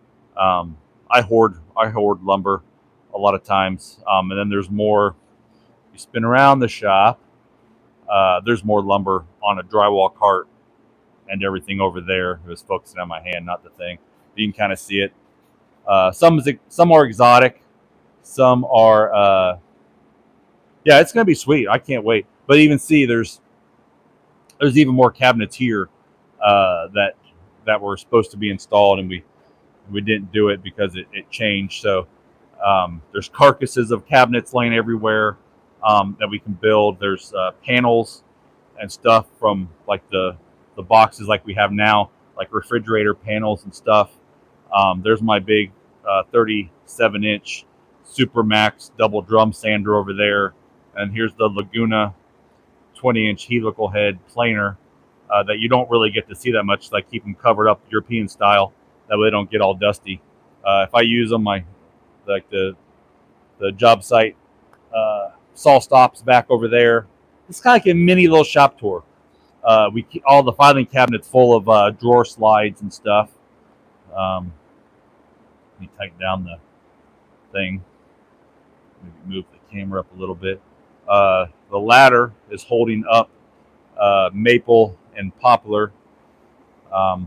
There's pieces of jobs left over. So if we're going out and do we call a service call build, we'll build, like say, an alterations to a entertainment center or something like that. They can put a bigger TV in. We'll paint a couple extra pieces of whatever we're doing, and then we'll have that available to us on site in case we go a different direction or we run into something unexpected. We always bring extra trim. So sometimes we come back with more stuff, than we should. But instead of throwing it away, we keep it and we can reuse it. We can sand it down and paint it the other color. It's already been painted once. So you're going to be doing some of the overflow cabinets that we're getting from the job that Yeah. we're replacing the cabinets there. So basically, I'm going to over here, and these ones right here will be put up in the shop. I just haven't done it yet. So there's a couple major projects. One at the end of the month or beginning of next, we're tearing out a kitchen and doing a job. And they're pretty nice cabinets, so I'm going to put them all along this corner. almost, and then they have a pantry unit that I'm going to probably put right there. I'll probably make new countertops for it, but I want to be able to put a lot of the stuff that's just lingering away. Your battery's close to dying.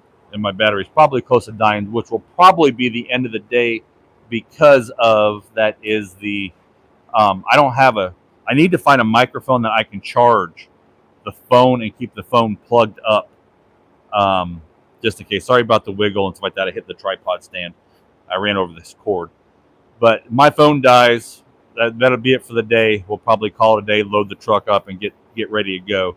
But under here, these are just stands. I made the top for the outfeed, and I haven't finished it yet. I'm either gonna buy just cabinets like the ones I just built for y'all, or I'm going to do a customized table under this with tons of storage. That way, again, I'm utilizing the space. I try not to build too much on there.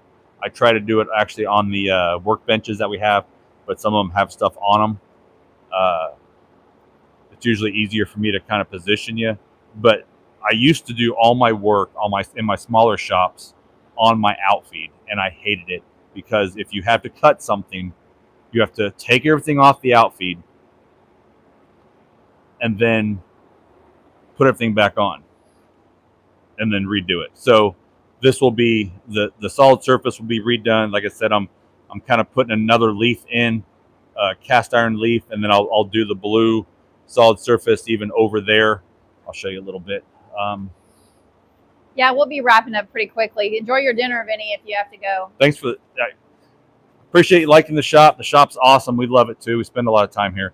But yeah, we're going to extend the table a little bit there. That way I get my full run on the actual fence. And then I'll probably do, I kind of did that as an underlayment, and that way I could do the dados. That way I can run miter attachments through. So when I built it, I built those channels already in this with the solid surface. So, and there you are right there on the TV. So, but yeah, so we're going to actually build a custom cabinet under that saw eventually, because we have the slider over here. And I will hopefully find a home for the woodworking OmniCart countertop mover, and then I can actually build some cabinets under that saw stop too. So the idea, and there's my miter saw. That's where I've been running off to cut trim down, is my miter station over here. Thanks, Vinny. See you soon. See you, Vinny. Good having you in chat. Yeah, so you come over here, and then eventually this will have a back on it and a light above it, and that's the Powermatic mortar center.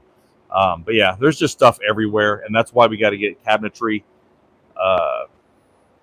done. That way we can actually put stuff away, because right now it just looks like a hot mess. There's our jet shaper. We're going to be getting a bigger one. There's all the stairs we got to do. We got to build those in something. So that'll be pretty cool. But yeah, if I haven't said hello to you, hello. We're just going live for a while. My phone's dying. I don't even know how long we've been on live. We've been on there for a good minute. Just kind of doing stuff around the shop. This is going in tomorrow. I kind of did this in the shop. It has a 3-wall pin, so it has backsplashes. I got to finish up that build for the RV. That'll go in probably next week. And then there's a few other little things. We got to paint the chairs. We got to clear coat the chairs and the pedestals as soon as they're dry, 100%. They were a little bit tacky because they're in a very humid area up on top of a mountain. So when those completely dry, we'll scuff them up a little bit, and with like some higher grit sandpaper, and then apply the clear coat, which the clear coat actually is pretty good. We did a test chair, and we talked to a bunch of people. Sherwin-Williams couldn't help. That is a water-based latex or something. I don't know. But we're going to go with this. It's got good recommendation, or it's highly recommended for what's happening and what the issue is. We did a test chair and it took care of the tackiness. So that's definitely something we're going to do.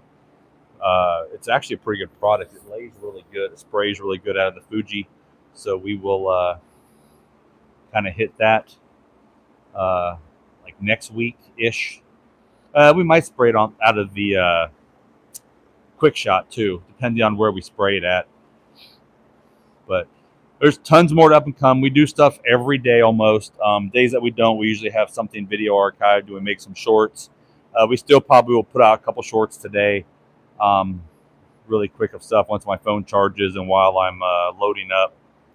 But there's tons more to come.